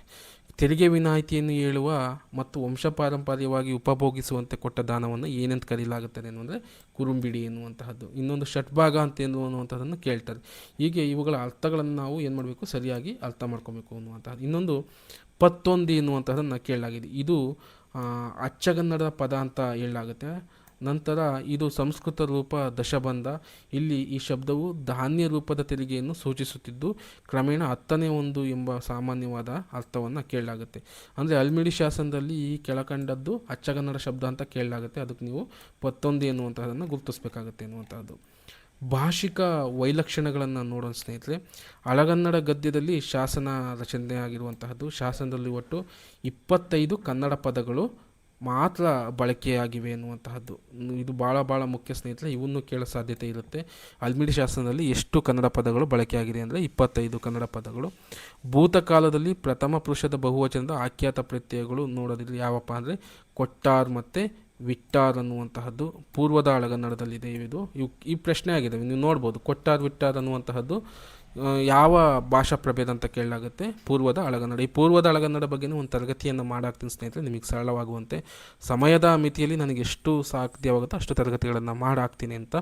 ನಂತರ ಭೂತ ಭವಿಷ್ಯತ್ ಕಾಲಗಳಲ್ಲಿರುವ ಏಕ ಮತ್ತು ಬಹುವಚನ ಕೃಲ್ಲಿಂಗಗಳು, ಆನ್ ಮತ್ತು ಆರ್ ಆಖ್ಯಾತ ಪ್ರತ್ಯಯಗಳು, ಒನ್ ಮತ್ತು ಓರ್ ಎಂದಾಗಿದೆ ಎನ್ನುವಂತಹದ್ದು ಆ ಥರದನ್ನು ನೋಡ್ಬೋದು. ಇಲ್ಲಿ ಬರ್ತೇನ್ ಅನ್ನುವಂತಹದ್ದು, ಕುಲದೇನ್ ಅನ್ನುವಂತಹದ್ದು, ಕಳ್ದೋನ್ ಅನ್ನುವಂತಹದ್ದು, ಅರಿವೋನ್ ಅನ್ನುವಂತಹದ್ದು, ಅಪ್ಪೋರ್ ಅನ್ನುವಂತಹದ್ದು ಇವು ಸಹ ಪೂರ್ವದ ಹಳಗನ್ನಡದಲ್ಲಿದೆ ಎನ್ನುವಂತಹದ್ದು. ಸಪ್ತಮಿ ವಿಭಕ್ತಿಯ ಪ್ರತ್ಯಯವು ಉಳ್ಳೆಂಬುದು ಪ್ರಯೋಗವಾಗಿದೆ. ನಾಡೋಳ್ ಅನ್ನುವಂತಹದ್ದು, ನಂತರ ಹವದೋಳ್ ಅನ್ನುವಂತಹದ್ದು ಇವು ಸಹ ಪೂರ್ವದ ಹಳಗನ್ನಡ. ಎ ಮತ್ತು ಅಲಿ ಇವು ಕೂಡ ಸಪ್ತಮಿ ವಿಭಕ್ತಿ ಪ್ರತ್ಯಯಗಳಾಗಿವೆ. ಯಾವಪ್ಪ ಅಂದರೆ ಸಮಕ್ಷದೆ ಅನ್ನುವಂತಹದ್ದು, ವಡ್ಡಲಿ ಅನ್ನುವಂತಹದ್ದು. ಇದನ್ನು ಪ್ರಶ್ನೆ ಕೇಳಿದ್ದಾನೆ, ಇದನ್ನು ನೆನಪಿಟ್ಕೊಳ್ಳಿ. ದ್ವಿತೀಯ ವಿಭಕ್ತಿಯ ಪ್ರತ್ಯಯದ ರಸ್ವರಾದಿಯು ದೀರ್ಘ ಸ್ವರಾದಿ ಅನ್ನುವಂತಹದ್ದು, ಅದಾನ್ ಅನ್ನುವಂತಹದ್ದು ಇದು ಪೂರ್ವದ ಹಳಗನ್ನಡ ಅನ್ನುವಂತಹದ್ದು. ಷಷ್ಠಿ ವಿಭಕ್ತಿಯ ಪ್ರತ್ಯಯವಾದ ಆಕಾರವು ದೀರ್ಘವಾಗಿ ಆಕಾರವಾಗಿದೆ ಎನ್ನುವಂತಹದ್ದು ಯಾವಪ್ಪ ಅಂದರೆ ಕುಲಾಬೋರನ ದೇಶದ ಪೂರ್ವದ ಹಳಗನ್ನಡ. ಪ್ರಕೃತಿಗಳಿಗೆ ಸಮುಚ್ಚಯದ ಏಂ ಪ್ರತ್ಯಯ ಸೇರುವಾಗ ವಿಸಂಧಿಯಾಗಿದೆ ಎನ್ನುವಂತಹದ್ದು ಪಲ್ಮುಡಿಯುಂ ಮುಳುವಳ್ಳಿಯುಂ ಅನ್ನುವಂತಹ ಪದಗಳಾಗಿವೆ. ನಂತರ ಅನುಸ್ವಾರಕ್ಕೆ ಬದಲಾಗಿ ನಕಾರವೆಂಬ ಅನುನಾಸಿಕವನ್ನು ಬಳಸಲಾಗಿದೆ ಎನ್ನುವಂತಹದ್ದು ಯಾವಪ್ಪ ಅಂದರೆ ಕದಂಪಪನ್ ಅನ್ನುವಂತಹದ್ದು, ತ್ಯಾಗ ಸಂಪನ್ನನ್ ಅನ್ನುವಂತಹದ್ದು, ಪಶುಪತಿಯಂದು ಅನ್ನುವಂತಹದ್ದು, ಸುತನ್ಗೆ ಸೇಂದ್ರಕ, ಅರಸನ್ಗೆ ಅಳುಕದಂಬನ್, ಮಹಾಪಾತಕನ್, ಅರುವೋನ್ಗೆ ಪಲ್ಲವರಂ ಎಂಬ ಅನುಸ್ವಾರ ಸಹಿತವೂ ಸಹ ರೂಪ ಇರುವಂತಹದ್ದು ಇವು ಸಹ ಪೂರ್ವದ ಹಳಗನ್ನಡದಿರುವಂತಹದ್ದು. ಸರೇಪ ವ್ಯಂಜನಾಕ್ಷರವನ್ನು ದ್ವಿತ್ವ ಮಾಡಿ ಬರೆದಿದೆ ಅನ್ನುವಂತಹದ್ದು. ಅಬೀಳ ಬಟ್ಟಹರ್ ಅನ್ನುವಂತಹದ್ದು, ಈರ್ವರ್, ಬಟ್ಟರ್ಗೆ ಅನ್ನುವಂತಹದ್ದು ಇವು ಸಹ ಸ್ವರೂಪ ವ್ಯಂಜನಾಕ್ಷರವನ್ನು ದ್ವಿತ್ವ ಮಾಡಿ ಬರೆದಿದೆ ಅನ್ನುವಂತಹದ್ದು. ಪದಾರಂಭದ ಇಕಾರದ ಸ್ಥಾನದಲ್ಲಿ ಏಕಾರವಿದೆ ಅನ್ನುವಂತಹದ್ದು. ಎರಿದು ಅನ್ನುವಂತಹದ್ದು ಇರಿದು ಅಂತ ತಿಳ್ಕೊಬೇಕು, ಇದು ಸಹ ಪೂರ್ವದ ಹಳಗನ್ನಡ. ಅರಿಸಮಾಸಕ್ಕೆ ನಿರ್ದಿಷ್ಟವಾದ ಗಮಕ ಸಮಾಸದ ಪ್ರಯೋಗವಿದೆ. ಪೆತ್ತಾಜಯನ್ ಅನ್ನುವಂತಹದ್ದು ಇದನ್ನು ಭಾಳ ಸತಿ ಪ್ರಶ್ನೆಯನ್ನು ಕೇಳಿರುವಂತಹದ್ದು. ಪೆತ್ತಾಜಯನ್ ಅನ್ನುವಂತಹ ಪದ ಯಾವ ಶಾಸನದಲ್ಲಿದೆ ಅನ್ನುವಂತಹದ್ದು ನೀವು ಇದನ್ನು ಸಹ ನೆನಪಿನಲ್ಲಿಟ್ಕೊಬೇಕು ಅನ್ನುವಂತಹದ್ದು. ಕರ್ಮಣಿ ಪ್ರಯೋಗದ ಪದ ರಚನೆ ಇದೆ. ಪೊಗಳೆ ಪಟ್ಟಣ ಅಂದರೆ ಇದು ಪೊಗಳೆ ಪಟ್ಟಣ ಎಂಬುದರ ಅಪಲಿಖಿತ ಅನ್ನುವಂಥ ಇದು ಸಹ ಸಾಕಷ್ಟು ಬಾರಿ ಪ್ರಶ್ನೆ ಆಗಿದೆ ಸ್ನೇಹಿತರೆ. ಪೊಗಳೆ ಪಟ್ಟಣ ಅನ್ನುವಂತಹದ್ದು ಕರ್ಮಣಿ ಪ್ರಯೋಗ, ಇದು ವ್ಯಾಕರಣಾಂಶವನ್ನು ನೆನ್ಪಿಟ್ಕೊಬೇಕು. ಇದು ಸಹ ಅಷ್ಟೇ ಪೆತ್ತಜಯನ ಅಧಿಸಮಾಸಕ್ಕೆ ಉದಾಹರಣೆ ಅನ್ನುವಂತಹದ್ದು. ಕರ್ಮಣಿ ಪ್ರಯೋಗ ಪೊಗಳೆ ಪಟ್ಟಣ ಅನ್ನುವಂತಹದ್ದು ಸಹ ಇಂಪಾರ್ಟೆಂಟಾಗಿ ನೆನ್ಪಿಟ್ಕೊಬೇಕು ಅನ್ನುವಂತಹದ್ದು. ಪದಗಳ ಕೆಲವು ಅಪಲಿಖಿತಗಳಿವೆ. ಬಟೋರ ಅನ್ನುವಂತಹದ್ದು ಬಠಾರ ಅನ್ನುವಂತಹದ್ದು, ಬಣ ಅನ್ನುವಂತಹದ್ದು ಬಾಣ ಅನ್ನುವಂತಹದ್ದು, ವೀರಪುರುಷ ಅನ್ನುವಂತಹದ್ದು ವೀರಪುರುಷ ಅನ್ನುವಂಥದ್ದು. ಒಂದೇ ಪದದ ಭಿನ್ನ ರೂಪಗಳು ಅನ್ನುವಂಥದ್ದು ಬಟರಿ ಅನ್ನುವಂತಹದ್ದು ಬಟರಿ, ಬಠಾರಿ ಅನ್ನುವಂತಹದ್ದು ಭಠರಿ ಅನ್ನುವಂತಹದ್ದು. ಪದದ ಪ್ರಕೃತಿ ಪ್ರಯೋಗವಿದೆ. ಅಕಾರ ಅನ್ನುವಂತಹದ್ದು ಅಕಾರಂ ಅನ್ನುವಂತಹದ್ದು. ಶೈವ ಪೂಜಕರಾದ ಕದಂಬ ಈ ಶಾಸನಾರಂಭದ ವಿಷ್ಣು ಸ್ತುತಿಯ ಅವರ ಪರಮಧರ್ಮ ಸಹಿಷ್ಣುತೆಯನ್ನು ಇದು ಸೂಚಿಸುತ್ತೆ ಎನ್ನುವಂತಹದನ್ನು ಹೇಳಲಾಗುತ್ತೆ ಅನ್ನುವಂತಹದ್ದು. ಇಲ್ಲಿಯವರೆಗೂ ಸಹ ಹಲ್ಮಿಡಿ ಶಾಸನಗಳ ಬಗ್ಗೆ ಬರೆದಂತಹ ಒಂದು ಲೇಖನಗಳಿರ್ಬೋದು, ಪುಸ್ತಕಗಳನ್ನು ನೋಡ್ಬೋದು. GS ಗಾಯಿ ಅವ್ರದ್ದು ಹಲ್ಮಿಡಿ ಇನ್ಸ್ಕ್ರಿಪ್ಷನ್ ಆಫ್ ಕಾಕುಸ್ತಾ ಬಠಾರ ಅನ್ನುವಂತಹದ್ದು ಇದು ಸಹ ಕೇಳಲಾಗಿದೆ. KSET ನೆಟ್ಟಲ್ಲಿ ಕೇಳಲಾಗಿದೆ. ಏನಾದರೂ ಇಲ್ಲೂ ಸಹ ಕೇಳೋ ಸಾಧ್ಯತೆ ಇಲ್ಲ, ನೆನ್ಪಿಟ್ಕೊಳ್ಳಿ. ಕೃಷ್ಣ ಎಮ್.ಎಚ್. ಕೃಷ್ಣ ಅವ್ರದ್ದು ಅತ್ಯಂತ ಪ್ರಾಚೀನ ಕನ್ನಡ ಶಾಸನ ಅಂತ ಇದು ಕೇಳಿದ್ದಾರೆ, ಇದನ್ನು ನೆನ್ಪಿಟ್ಕೊಳ್ಳಿ. ಗೋವಿಂದಪ್ಪಯ್ಯ ಅವ್ರದ್ದು ಕನ್ನಡ ಸಾಹಿತ್ಯ ಪ್ರಾಚೀನತೆ ಎನ್ನುವಂತಹದ್ದು. ಇನ್ನೊಬ್ಬರು ಗೋವಿಂದ ಸ್ವಾಮಿ ರಾವ್ ಅವರು ಹಲ್ಮಿಡಿ ಶಾಸನ ಒಂದು ಅಧ್ಯಯನ ಅನ್ನುವಂತಹದ್ದು. ಚಿದಾನಂದ ಮೂರ್ತಿ ಅವ್ರದ್ದು ಸಲ್ಭಂಗ ಅನ್ನುವಂತಹದ್ದು. DL ನರಸಿಂಹಾಚಾರ್ಯ ಅವ್ರದ್ದು ಮುನ್ನುಡಿ ಸಂಶೋಧನಾ ತರಂಗ ಅನ್ನುವಂತಹದ್ದು ಇದನ್ನು ಕೇಳಲಾಗಿದೆ. ನಾಗರಾಜು ಎಸ್ ಅವರು ಹಲ್ಮಿಡಿ ಶಾಸನದ ಸಲ್ಭಂಗ್ನದರು ಅನ್ನುವಂತಹದ್ದು. ಮರಿಯಪ್ಪ ಭಟ್ಟ ಅವರು ಕನ್ನಡ ಸಂಸ್ಕೃತಿ ಎನ್ನುವಂತಹದನ್ನು ಬರೆದಿದ್ದಾರೆ. ರಮಶ್ರೀ ಮುಗುಳಿ ಅವರು ಪ್ರಾಚೀನ ಶಾಸನಗಳು ಅಂತ ಲೇಖನವನ್ನು ಬರೆದಿದ್ದಾರೆ. ರಮೇಶ್ ಕೋವ್ಯ ಅವರು ಹಲ್ಮಿಡಿ ಶಾಸನದ ಸಲ್ಭಂಗದರ್ ಮತ್ತು ಬಾಳ್ಗಚ್ಚು ಅನ್ನುವಂತಹ ಲೇಖನವನ್ನು ಬರೆದಿದ್ದಾರೆ. ವೆಂಕಟಚಲ ಶಾಸ್ತ್ರಿ TV ಅವರು ಹಲ್ಮಿಡಿ ಶಾಸನದ ಅರ್ಥ ಅಂತ ಅನ್ನೋ ಲೇಖನವನ್ನು ಬರೆದಿದ್ದಾರೆ. ಶಿವರಾವ್ ಐತಾಳಿಕೆಯವರು ಸಲ್ಭಂಗ ಎಂದರೆ ಎನ್ನುವಂಥದ್ದು ಬರೆದಿದ್ದಾರೆ. ಶೇಷಶಾಸ್ತ್ರಿ ಅವರು ಬಾಳ್ಗಚ್ಚು ಕರ್ನಾಟಕದ ವೀರಗಲ್ಲು ಅನ್ನುವಂಥದ್ದನ್ನು ಬರೆದಿದ್ದಾರೆ. ಎಂ ಕಲಬುರ್ಗಿ ಅವರು ಅಲ್ಬಿಡಿ ಶಾಸನದ ಪ್ರೇಮಾಲಯ ಸುತನ್ ಅನ್ನುವಂತಹದನ್ನು ಬರೆದಿದ್ದಾರೆ. ನೋಡಿ ಸ್ನೇಹಿತರೆ, ಅಲ್ಬಿಡಿ ಶಾಸನದ ಬಗ್ಗೆ ಇಷ್ಟು ವಿಷಯಗಳನ್ನು ಸಂಗ್ರಹಿಸಿ ಬರೆಯಲಾಗಿದೆ. ನೀವು ನೋಡ್ಬೋದು, ಎಲ್ಲೂ ಸಹ ಬಿಟ್ಟು ಹೋಗಕ್ಕೆ ಸಾಧ್ಯ ಇಲ್ಲ, ಯಾವ ಪ್ರಶ್ನೆಗಳನ್ನು ಸಹ ಬಿಡೋಕ್ಕೆ ಸಾಧ್ಯ ಇಲ್ಲ. ಹಾಗಾಗಿ ಏನಾದರೂ ಪ್ರಶ್ನೆ ಕೇಳಿದ ಅಂದರೆ ಈ ಅಲ್ಬಿಡಿ ಶಾಸನದ ಬಗ್ಗೆ ಇಲ್ಲೇ ಸುತ್ತಮುತ್ತ ಸುತ್ತುವರಿತಿರ್ತವೆ, ಇವುಗಳನ್ನು ಸಹ ನೋಡ್ಕೊಂಡು ಹೋಗಿ ಎನ್ನುವಂತಹದ್ದು. ನಂತರ ಬಾದಾಮಿಯ ಕಪ್ಪೆ ಅರಭಟ್ಟನ ಶಾಸನ ಸ್ನೇಹಿತರೆ, ಈ ಒಂದು 3 ಶಾಸನಗಳನ್ನು ಪ್ರಮುಖ ವಿಶೇಷವಾಗಿ ವಿಷಯಗಳನ್ನು ಸಂಗ್ರಹಣೆ ಮಾಡಿದ್ದೀನಿ. ಅದು ಬಾದಾಮಿಯ ಕಪ್ಪೆ ಅರಭಟ್ಟನ ಶಾಸನವನ್ನು ನೋಡೋಣ. ಇಂಡಿಯನ್ ಆ್ಯಂಕ್ವಿಟರಿಯಲ್ಲಿ 1880ರಲ್ಲಿ ಮೊದಲ ಬಾರಿಗೆ ಫ್ಲೀಟ್ ಅವರು ಇದನ್ನು ಪ್ರಕಟಣೆ ಮಾಡ್ತಾರೆ. ವಿಜಯಪುರ ಜಿಲ್ಲೆಯ ಬಾದಾಮಿ ತಾಲೂಕಿನ ಬಾದಾಮಿಗೆ ಸಮೀಪದಲ್ಲಿರುವ ತಟ್ಟುಕೋಟೆ ಎಂಬ ಸ್ಥಳದ ವಾಯುವ್ಯ ದಿಕ್ಕಿನಲ್ಲಿರುವ ಬಂಡೆಗಲ್ಲಿನ ಮೇಲೆ ಕೊರೆದಿರುವ ಶಾಸನವಾಗಿದೆ. ಹಿಂದೆ ನೋಡ್ಬೋದು, ಈ ಹಿಂದಿನ ಪತ್ರಿಕೆಯಲ್ಲಿ ಇದೇ ಕುರಿತು ಪ್ರಶ್ನೆ ಆಗಿದೆ, ಎಲ್ಲಿ ಸಿಕ್ಕಿದೆ ಅಂತ, ತಟ್ಟುಕೋಟೆ ಅಂತ. ಈಗೇನಾದರೂ ಕೇಳ್ದ ಅಂದರೆ ಯಾವ ಶಾಸನ ಬೇಕಾದರೂ ಕೈ ಹಾಕ್ಬೋದು, ಇಲ್ಲಿರುವ ಶಾಸನದಲ್ಲಿ ಫ್ಲೀಟಿಗೆ ಏನಾದರೂ ಹಾಕ್ಬೋದು, ಯಾವ ದಿಕ್ಕಿನಲ್ಲಿದೆ ಅಂತಲೂ ಸಹ ಕೇಳೋ ಸಾಧ್ಯತೆಯೂ ಇದೆ, ಕೇಳಿದ್ದಾರೆ. ನಂತರ ಈ ಶಾಸನದ ಕೆಲವು ಭಾಗ ಬಾದಾಮಿ ಸಮೀಪದ ಸಿಡಲ್ಬಡಿ ಎಂಬಲ್ಲಿಯೂ ಸಹ ಕಂಡುಬರುತ್ತೆ ಅನ್ನುವಂತಹದ್ದು. ಶಾಸನ ಒಟ್ಟು 10 ಸಾಲುಗಳಿಂದ ಕೂಡಿದೆ. ನರಸಿಂಹಾಚಾರ್ಯರು grammar of oldest Kanarese inscriptions ಅನ್ನುವಂತಹದನ್ನು ಲೇಖನವನ್ನು ಬರೀತಾರೆ. ಪಂಚಮುಖಿಯವರು ಕರ್ನಾಟಕದ ಇತಿಹಾಸ ಪದ್ಯವೆಂದು ಭಾವಿಸಿದ್ದಾರೆ ಅನ್ನುವಂತಹದ್ದು. ಶಾಸನದ 1 ಮತ್ತು 2ನೇ ಸಾಲುಗಳು ಪ್ರಾಚೀನ ಕನ್ನಡದ ಅವಶ್ಯ ಲಕ್ಷಣವಾದ ಪ್ರಾಸ ಇಲ್ಲಿ ಕಾಣದಿರುವುದು ಇದೊಂದು ಗದ್ಯ ಭಾಗವೆಂದೇ ತಿಳಿಬೇಕಾಗಿದೆ ಅಂತ, ಪ್ರಾಸ ಇಲ್ಲದಲ್ಲೇ ಇರೋದನ್ನು ಗದ್ಯ ಭಾಗವೆಂದು ಅಂತ ತಿಳಿಯಬೇಕಾಗಿದೆ ಅಂತ ಉಲ್ಲೇಖವನ್ನು ಮಾಡ್ತಾರೆ ಅಂತ. ನಂತರ ವರಂ ತೇಜಸ್ವಿನೋ ಮೃತ್ಯು ನತು ಮಾನವ ಖಂಡನಂ, ಇದು ಶುಭಾಷಿತ ರೂಪದಲ್ಲಿ ಕಂಡು ಬಂದಿದೆ ಎನ್ನುವಂತಹದ್ದು. ಇದು ಈ ಸಾಲನ್ನು ಪರೀಕ್ಷೆಯಲ್ಲಿ ಕೇಳಿದ್ದಾರೆ ಸ್ನೇಹಿತರೆ, ಇದನ್ನು ನೆನ್ಪಿಟ್ಕೊಳ್ಳಿ. ವರಂ ತೇಜಸ್ವಿನೋ ಮೃತ್ಯು ನತು ಮಾನವ ಖಂಡನಂ ಅನ್ನುವಂತಹದ್ದು ಯಾವ ಶಾಸನದ ಸಾಲು ಅಂತ, ಹಂಗಾಗಿ ಇದು ಬರ್ಕೊಂಡಿನಿ, ಇಂಪಾರ್ಟೆಂಟ್ ಅನ್ನುವಂಥ. ಇದೊಂದು ಶುಭಾಷಿತ ರೂಪದಲ್ಲಿದೆ, ಹಂಗಾಗಿ ಇದನ್ನು ಕೇಳಲಾಗುತ್ತೆ ಅನ್ನುವಂತಹದ್ದು. ಸಿಬಾರ ದೋಣಿಯಲ್ಲೂ ಬಂದು ಬಂಡೆಯ ಮೇಲೆ ಇದನ್ನು ಕೆತ್ತಲಾಗಿದೆ ಅನ್ನುವಂಥದ್ದು, ಅಂದರೆ ಸಿಬಾರ ದೋಣಿಯಲ್ಲಿ ಬಂಡೆಯ ಮೇಲೆ ಕೆತ್ತಲಾಗಿದೆ ಅನ್ನುವಂತಹದ್ದು. ನಂತರ 3 ತ್ರಿಪದಿಗಳು ಸಾಲುಗಳು ಸಹ ಕಂಡುಬಂದಿದೆ. ಎಷ್ಟು ತ್ರಿಪದಿ ಸಾಲುಗಳಿದ್ದಾವೆ ಅಂತಲೂ ಕೇಳಿದರೆ 3 ತ್ರಿಪದಿ ಸಾಲುಗಳು ಅಂತಹದ್ದು. ಲಿಪಿಯ ಆಧಾರವನ್ನು ಅನುಸರಿಸಿ ಕ್ರಿಸ್ತಶಕ 700 ಎಂದು ಈ ಕಾಲವನ್ನು ನಿರ್ಧರಿಸಲಾಗಿದೆ ಈ ಶಾಸನದ್ದು. ನಂತರ ಇಲ್ಲಿ ವೀರ ಮತ್ತು ಸಜ್ಜನಿಕೆ 2 ಗುಣಗಳು ಒಬ್ಬನೇ ವ್ಯಕ್ತಿಯಲ್ಲಿ ಮೇಳವಿಸಿ ಬದುಕಿನ ಆದರ್ಶವನ್ನು ಸಾರುತ್ತೆ ಅನ್ನುವಂತಹದ್ದು. ಪ್ರಾಚೀನತಮ ತ್ರಿಪದಿಗಳನ್ನು ಈ ಶಾಸನ ಒಳಗೊಂಡಿದೆ. ಕಲಿಯುಗದ ವಿರುದ್ಧ ನಡೆಯುವವನು ಕಲಿಯುಗ ವಿಪರೀತನೆಂದು ಅನ್ನುವಂತಹ ವಿವರಣೆಯನ್ನು ನೋಡ್ಬೋದು. ಮಹಾದುರ್ಯನ್ ಎಂಬ ಪದ ವಿಭಾಗದ ಸಾಧ್ಯತೆಯನ್ನು ಮೊದಲು ಮನಗಂಡವರು ವಿದ್ವಾನ್ ಸೇಡಿಯಪ್ಪ ಕೃಷ್ಣ ಭಟ್ಟರು ಅನ್ನುವಂತಹದ್ದು. ಅವರ ಲೇಖನ ಕರ್ನಾಟಕ ಇತಿಹಾಸ ದರ್ಶನ ಅಂತ ಎಂಬ ಗ್ರಂಥದಲ್ಲಿ ಇದನ್ನು ಹೇಳ್ತಾರೆ. ಮಹಾದುರ್ಯನ್ ಎಂಬುವ ಪದವನ್ನು ಮೊದಲು ವಿಭಾಗ ಮಾಡಿದವರು ಯಾರು ಅಂತ, ಸೇಡಿಯಪ್ಪ ಕೃಷ್ಣ ಭಟ್ಟರು ಅನ್ನುವಂಥದ್ದು. ಈ ಪ್ರಶ್ನೆ ಆಗಿದೆ ಇವೆಲ್ಲ ಸ್ನೇಹಿತರೆ. ನಂತರ ಮಹಾದುರ್ಯನ್ ಎಂಬ ಪದ ಮುಖ್ಯ ಕಾರ್ಯ ನಿಭಾಯಿಸುವವನು, ನಾಯಕ, ಮುಂಚೂಣಿಯಲ್ಲಿರುವವನು ಎಂಬ ಅರ್ಥ ನೀಡುತ್ತದೆ ಅನ್ನುವಂತಹದ್ದು. ಬಾದಾಮಿ ಚಾಲುಕ್ಯರ ಕಾಲದಲ್ಲಿ 1ನೇ ವಿಕ್ರಮಾದಿತ್ಯನ ಕಾಲದಿಂದೀಚೆಗೆ ಅವನ ಸಂತತಿಯಲ್ಲಿ ಬಂದ ವಿಜಯಾದಿತ್ಯ, 2ನೇ ವಿಕ್ರಮಾದಿತ್ಯ, 2ನೇ ಕೀರ್ತಿವರ್ಮ ಇವರ ಆಳ್ವಿಕೆಯಲ್ಲಿ ಯಾವಾಗಲೂ ಇದು ಹುಟ್ಟಿದೆ ಎಂದು ಊಹಿಸಲಾಗುತ್ತದೆ. ಬಹುತೇಕ ವಿನಯಾದಿತ್ಯನ ಕಾಲವೆಂದು ಊಹಿಸಲಾಗುತ್ತೆ. ಈ ಶಾಸನ ವಿನಯಾದಿತ್ಯನ ಕಾಲದಲ್ಲಿ ರಚನೆಯಾಗಿದೆ ಅಂತ ಊಹಿಸಲಾಗುತ್ತೆ ಅನ್ನುವಂತಹದ್ದು ನೋಡ್ಬೋದು. ಕಪ್ಪೆ ಅರಭಟ್ಟನ್ ಶಿಷ್ಟಜನ ಪ್ರಿಯನ್ ಕಷ್ಟಜನ ವರ್ಜಿತನ್ ಕಲಿಯುಗ ವಿಪರೀತನ್ ಅಂತ ಈ ಮೇಲಿನ ಪದ್ಯವನ್ನು ನರಸಿಂಹಾಚಾರ್ಯರವರು ಹಾಗೂ ಸೇಡಿಯಪ್ಪ ಕೃಷ್ಣ ಭಟ್ಟರು ಪದ್ಯದ ಭಾಗವೆಂದು ಅಭಿಪ್ರಾಯಪಟ್ಟಿದ್ದೇನೆ ಎನ್ನುವಂತಹದ್ದು. ಇನ್ನೊಂದು ವರಂ ತೇಜಸ್ವಿನೋ ಮೃತ್ಯುಂ ನತು ಮಾನವ ಖಂಡನಂ ಮೃತ್ಯು ತತ್ಕ್ಷಣಕ್ಕೋ ದುಃಖ ಮಾನಭಂಗಂ ದಿನೇ ದಿನೇ ಎನ್ನುವಂತಹದ್ದು. ಇದು ಒಂದು ಸಂಸ್ಕೃತ ಅನುಷ್ಠಾಪ ಶ್ಲೋಕವಾಗಿ ಕಂಡುಬಂದಿದೆ ಇದೊಂದು ಶ್ಲೋಕವಾಗಿ ಕಂಡುಬಂದಿದೆ ಎನ್ನುವಂತಹದ್ದು. ನಂತರ ಸಾಧುಂಗೆ ಸಾಧು ಮಾಧುರಿಂಗೆ ಮಾಧುರ್ಯಂ ಬಾದಿಪ್ಪ ಕಲಿಗೆ ಕಲಿಯುಗ ವಿಪರೀತನ್ ಮಾಧವನೀತನ್ ಪೆರನಲ್ಲಿ, ಈ ಪದ್ಯವು ತ್ರಿಪದಿಯ ಲಕ್ಷಣವನ್ನು ಒಳಗೊಂಡಿದೆ ಎನ್ನುವಂತಹದ್ದು. ಒಳ್ಳಿತ್ತರ್ ಕೈವರಾತ್ ಪೊಲ್ಲುದುಮ್ಮದಂತೆ ಒಲ್ಲಿತ್ತು ಕಲ್ಲಿಗೆ ವಿಪರೀತ ಪುರಾಕೃತ ಮಿಲ್ಲಿ ಸಂಧಿಕ್ಕೊಮ್ಮದು ಒಂದು ಅನ್ನುವಂತಹದ್ದು. ಪುರಾಕೃತ ಎಂಬ ಗಣ ಈ ಗಣ ರಚನೆಯಿಂದ ಕಂಡಿರುವುದು ಅಂಶಗಣ ಪದ್ಧತಿಗೆ ಅನುಸಾರವಾಗಿಲ್ಲ ಅನ್ನುವಂತಹದ್ದು ನೋಡ್ಬೋದು. ಕಟ್ಟಿದ ಸಿಂಗಮನ್ ಕೆಟ್ಟದೊಡನೆಗೆಂದು ಬಿಟ್ಟುವೋಲ್ ಕಲ್ಲಿಗೆ ವಿಪರೀತಂ ಇತರ್ಕಳ್ ಕೆಟ್ಟಲ್ ಮೀನ್ ಸತ್ತ ವಿಚಾರಮಂ ಅನ್ನುವಂತಹದ್ದು. ಈ ಮೇಲಿನ ಪದ್ಯವು ತ್ರಿಪದಿಯ ಲಕ್ಷಣವನ್ನು ಒಳಗೊಂಡಿದೆ ಅನ್ನುವಂತಹದ್ದು. ಸಾಧುಗೆ ಸಾಧು ಮಾಧುಲಿಂಗೆ ಮಾಧುಲಿಂಗ ಎಂಬ ಪಾದದಲ್ಲಿ ಸಾ ಮತ್ತು ದು ಅಕ್ಷರಗಳಲ್ಲಿ ಅಕಾರದ ಆವೃತ್ತಿಯ ಸ್ವರ ಒಡಿಯಿದೆ ಅಂತ ಹೇಳಲಾಗುತ್ತೆ. ಬಳ್ಳಿತ್ತ ಕೈವರಾರ ಅನ್ನುವಂತಹದ್ದು ಪಲ್ಲದುಂ ದರುವಂತೆ ಎಂಬ ಪಾದದಲ್ಲಿ ಓ ಮತ್ತು ಪೋ ಅಕ್ಷರಗಳಲ್ಲಿ ಬೋ ಕಾರದ ಸ್ವರ ಒಡಿಯಿದೆ ಅಂತ ಹೇಳಲಾಗುತ್ತೆ. ಕಟ್ಟಿದ ಸಿಂಗಮನ್ ಕೆಟ್ಟೊಡೆ ನಿಮಗೆ ಎಂಬ ಪಾದದಲ್ಲಿ ಕಾ ಮತ್ತು ಕೆ ಎಂಬ ಅಕ್ಷರಗಳಲ್ಲಿ ಕಾಕಾರದ ವ್ಯಂಜನಾಕ್ಷರ ಒಡಿಯಿದೆ ಅಂತ ಹೇಳಲಾಗುತ್ತೆ ಅನ್ನುವಂತಹದ್ದು. ಭಾಷಾ ವಿವೇಚನೆಯನ್ನು ನೋಡೋದಿಲ್ಲ.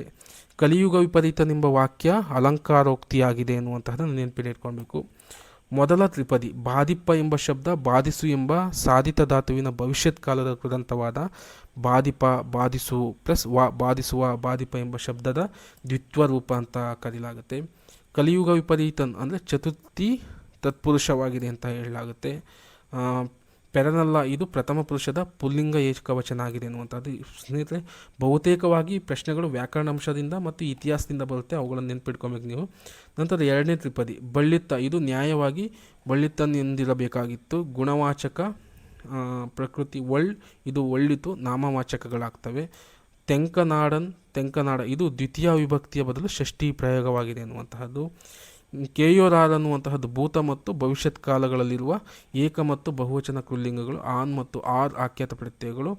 ಒನ್ ಮತ್ತು ಬರ್ ಓರಿಂದಾಗುವುದು ಪೂರ್ವದ ಹಳಗನ್ನಡ ಲಕ್ಷಣವನ್ನು ಹೇಳಲಾಗುತ್ತೆ ಅನ್ನುವಂತಹದ್ದು. ಬಲ್ಲತ್ತು ಇಲ್ಲಿ ದ್ವಿತ್ವ ರೂಪದಲ್ಲಿದೆ. ಬಲ್ಲಿತ್ತು ಎಂಬುದು ಸಹಜ ರೂಪ. ಇವು ಬಲ್ಲೆಂಬ ಗುಣವಾಚಕ ಪ್ರಕೃತಿಯ ಎರಡು ರೂಪಗಳಾಗಿವೆ ಎನ್ನುವಂತಹದ್ದು. ಸಂದಿಕ್ಕುಂ ದುರ್ಭಾವಕ್ಕೆ ಎಂದರೆ ದ್ವಿತ್ವ ರೂಪಕ್ಕೆ ಅವನು ರಂಬೆಕುಂ ಪಾಲಿಕ್ಕುಂ ಇಂತಹ ಪ್ರಯೋಗಗಳನ್ನು ತಿಳಿಸಿದ್ದಾನೆನ್ನುವಂತಹದ್ದು. ಮೂರನೇ ತ್ರಿಪದಿ ಐತಿರ್ಕಳ್, ಇಲ್ಲಿ ಪರೋಪದ್ವಿತ್ವದ ಪ್ರಯೋಗವಿದೆ ಎನ್ನುವಂತಹದ್ದು. ನಂತರ ಈ ಇದು ಬಾದಾಮಿ ಶಾಸನದ ಕುರಿತು ಬಂದಿರುವಂತಹ ಲೇಖನಗಳನ್ನು ನೋಡೋದಿದ್ರೆ ಎನ್ ನರಸಿಂಹಯ್ಯ ಅನ್ನುವಂತಹದ್ದು a grammar of the oldest Kanarese inscription ಅನ್ನುವಂತಹದ್ದನ್ನು ಬರೆದಿದ್ದಾರೆ ಲೇಖನವನ್ನು. ನರಸಿಂಹಾಚಾರ್ಯರು ಶಾಸನ ಪದ್ಯಮಂಜರಿ ಎನ್ನುವಂತಹದ್ದು ಬರೆದಿರುವಂತಹದ್ದು. ಟಿ ವಿ ವೆಂಕಟಾಚಲ ಶಾಸ್ತ್ರಿ ಅವರು ಬಾದಾಮಿ ಶಾಸನದ ಶಬ್ದಾರ್ಥ ವಿಹಾರ ಅಂತ ಬರೆದಿದ್ದಾರೆ. ಸಿಡಿಯಪ್ಪ ಕೃಷ್ಣ ಭಟ್ಟರು ಕನ್ನಡ ಛಂದಸ್ಸು ಅನ್ನೋದು ಬರೆದಿದ್ದಾರೆ. ಜಿ ವೆಂಕಟಸುಬ್ಬಯ್ಯ ಅವರು ಕಲಿಯುಗ ವಿಪರೀತನಲ್ಲ ಕೇವಲ ಯುಗ ವಿಪರೀತ ಅನ್ನುವಂತಹದ್ದು. ಎಂ ಕಲಬುರ್ಗಿ ಅವರು ಕಪ್ಪೆ ಹರಭಟ್ಟನ್ ಅನ್ನುವಂಥದ್ದು ಬರೆದಿರುವಂತಹದ್ದು. ಸಿ ಪಿ ಕೃಷ್ಣಕುಮಾರ್ ಅವರು ಶಾಸನ ಸಾಹಿತ್ಯ ವಸ್ತು ಸಾಹಿತ್ಯ ಮೌಲ್ಯ ವಿಶೇಷತೆ ಅಂತ ಬರೆದಿದ್ದಾರೆ. ಬಾರ ಗೋಪಾಲ್ ಅವರು ಕಪ್ಪೆ ಹರಭಟ್ಟ ಅನ್ನುವಂಥದ್ದು. ಇಷ್ಟು ಅಂಶಗಳು ಬಾದಾಮಿಯ ಶಾಸನದ ಬಗ್ಗೆ ಇರುವಂತಹ ಮಾಹಿತಿ ಎನ್ನುವಂತಹದ್ದು ನೆನ್ಪಿಟ್ಕೊಬೇಕು ಅನ್ನುವಂಥ ಸ್ನೇಹಿತರೆ. ನಂತರ ಬರುವಂತಹ ಪ್ರಮುಖವಾದ ಶಾಸನ ಕುರ್ಕ್ಯಾಲದ ಜೀನವಲ್ಲಭ ಶಾಸನ ಅನ್ನುವಂತಹದ್ದು. ಗಂಗಾಧರಂ ಶಾಸನ ಅಂತಲೂ ಕರೀತಾರೆ, ಜೀನವಲ್ಲಭ ಶಾಸನ ಅಂತೂ ಕರೀತಾರೆ, ಕುರ್ಕ್ಯಾಲ ಶಾಸನ ಅಂತಲೂ ಸಹ ಕರೀತಾರೆ ಅನ್ನುವಂತಹದ್ದು. ಸ್ನೇಹಿತರೆ, ನೋಡೋಣ ಈ ಶಾಸನ ಯಾವೆಲ್ಲ ಅಂಶಗಳನ್ನು ಒಳಗೊಂಡಿದೆ ಅನ್ನುವಂತಹದ್ದು. ಓಂ ನಮಂ ಸಿದ್ಧಭ್ಯ ಎಂದು ಈ ಶಾಸನ ಪ್ರಾರಂಭ ಆಗುತ್ತೆ ಎನ್ನುವಂತಹದ್ದು. ಪಂಪನ ತಮ್ಮ ಜೀನವಲ್ಲಭನ ಶಾಸನ ಈಚೆ ಅಂದರೆ 1966ನೇ ಇಸವಿಯಲ್ಲಿ ಇದು ಸಿಗುತ್ತೆ, ಗೋಚರವಾಗುತ್ತೆ ಎನ್ನುವಂತಹದ್ದು. ಎಲ್ಲಪ್ಪ ಅಂದರೆ ಆಂಧ್ರ ಪ್ರದೇಶದ ಕರೀಂನಗರ ಜಿಲ್ಲೆಯ ಅದೇ ತಾಲೂಕಿನ ಕುರ್ಕ್ಯಾಲ ಗ್ರಾಮದ ಉತ್ತರಕ್ಕೆ ಸುಮಾರು 5 ಫರ್ಲಾಂಗು ದೂರದ ಬೊಮ್ಮಲ ಗುಟ್ಟ ಬೆಟ್ಟದ ಬಂಡೇಗಲ್ಲಿನ ಕೆಳಭಾಗದಲ್ಲಿ ಸಿಗುತ್ತೆ ಅನ್ನುವಂತಹದ್ದು. ಇದು ಅಸಿಸ್ಟೆಂಟ್ ಪ್ರೊಫೆಸರ್ ಪ್ರಶ್ನೆ 2017ರಲ್ಲಿ ಸ್ನೇಹಿತರೆ. ಯಾವ ಪ್ರದೇಶದಲ್ಲಿ ಯಾವ ಸ್ಥಳದಲ್ಲಿ ಸಿಕ್ಕಿದೆ ಅಂತಂದರೆ ಅದು ಬೊಮ್ಮಲ ಗುಡ್ಡ ಅನ್ನುವಂತಹದ್ದು. ಯಾವುದಲ್ಲೂ ಆಂಧ್ರ ಪ್ರದೇಶದ ಕರೀಂನಗರ ಜಿಲ್ಲೆಯ ಅದೇ ತಗಲಿನ ತಾಲೂಕಿನ ಕುರ್ಕ್ಯಾಲ ಗ್ರಾಮ. ಯಾವ ಗ್ರಾಮದಲ್ಲಿ ಸಿಕ್ಕಿದೆ ಅಂದರೆ ಕುರ್ಕ್ಯಾಲ ಗ್ರಾಮ ಹಾಕಬೇಕು. ಕುರ್ಕ್ಯಾಲ ಗ್ರಾಮದ ಯಾವ ಸ್ಥಳ ಅಂತ ಕೇಳಿದರೆ ಬೊಮ್ಮಲಗುಡ್ಡ ಅಂತ ಹಾಕಬೇಕು ಅನ್ನುವಂಥ ಸ್ನೇಹಿತರೆ. ಅದು ಯಾವುದ್ರಲ್ಲಿ ಸಿಕ್ಕಿದೆ?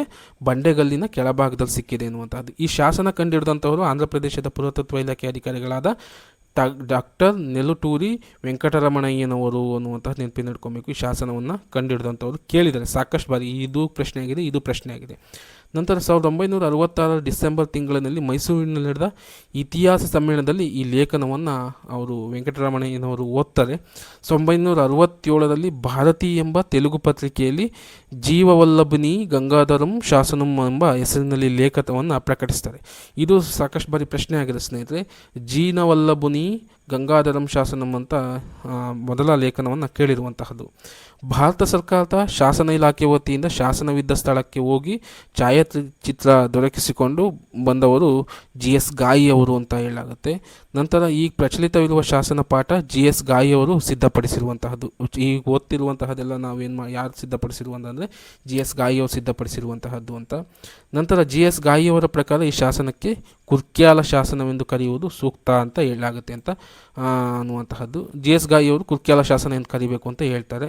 ನಂತರ ಶಾಸನದ ಮೇಲ್ಗಡೆ ಒಂದು ದೇವಿಯ ಪ್ರತಿಮೆಯನ್ನು ಕೆತ್ತಿರುವುದರಿಂದ ಬೆಟ್ಟಕ್ಕೆ ಬೊಮ್ಮಲ ಗುಟ್ಟ ಅಂದರೆ ದೇವಿಯ ಬೊಂಬೆ ಇರುವ ಬೆಟ್ಟ ಅಂತ ಕರೆಯಲಾಗುತ್ತೆ ಅನ್ನುವಂತಹದ್ದು ನೋಡ್ಬೋದು.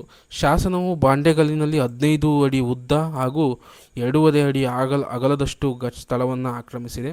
4.5 ಅಡಿಯಷ್ಟು ಎತ್ತರವಾದ ಜೈನ ಶಾಸನ ದೇವತೆ ಚಕ್ರೇಶ್ವರಿ ಮತ್ತು ಆ ವಾಸವಾದ ಗರುಡ ಮೂರ್ತಿಯನ್ನು ಕೊರೆಯಲಾಗಿದೆ. ಚಕ್ರೇಶ್ವರಿ ಎಡ ಮತ್ತು ಬಲಭಾಗದಲ್ಲಿ 3 ಜೈನ ಪ್ರತಿಮೆಗಳನ್ನು ಕೆತ್ತಲಾಗಿದೆ. ಒಂದೊಂದು ಮಾಡಿನ ಮೇಲ್ಗಡೆ ಚಾವರದಾರಿಯನ್ನು ಕೆತ್ತಲಾಗಿದೆ ಅನ್ನುವಂತಹದ್ದು. ನಂತರ ಚಕ್ರೇಶ್ವರಿ ಮೇಲ್ಭಾಗದಲ್ಲಿ 7 ಅಡಿ ಎತ್ತರದ ಜೈನ ವಿಗ್ರಹಗಳಿವೆ. ಗರುಡ ಮೂರ್ತಿಯ ಕೆಳಗಡೆ ಶಾಸನವನ್ನು ಕೆತ್ತಲಾಗಿದೆ ಅನ್ನುವಂತಹದ್ದು. ನಂತರ ಶಾಸನದ ಇದು ಒಟ್ಟು ಶಾಸನ ಯಾವ ರೀತಿಯಾಗಿ ಗಂಗಾಧರಂ ಶಾಸನ ಅನ್ನುವಂತಹದ್ದು, ಅದರ ಅಳತೆ ಮತ್ತು ಎಷ್ಟು ಯಾವ ರೀತಿಯಲ್ಲಿ ಕಟ್ಟಲಾಗಿದೆ ಅನ್ನುವಂಥದ್ದು ಒಂದು ಸತಿ ನೋಡ್ಕೊಂಡು ಹೋಗಿ. ಏನಾದರೂ ಬೈ ಮಿಸ್ಟೇಕ್ ಕೇಳಿದರೆ ನಿಮಗೆ ಇಲ್ಲಿ ಓದಿದಂಥದ್ದು ನೆನಪಿನಲ್ಲಿರುತ್ತೆ, ಅದನ್ನು ನೀವು ಹಾಕ್ಬೋದು ಅಂತ. ಒಟ್ಟು ಸುಮ್ಮನೆ ಸಾಮಾನ್ಯ ಎಷ್ಟು ಅಡಿ ಉದ್ದ ಇದೆ ಅಂತ ಕೇಳ್ಬೋದು.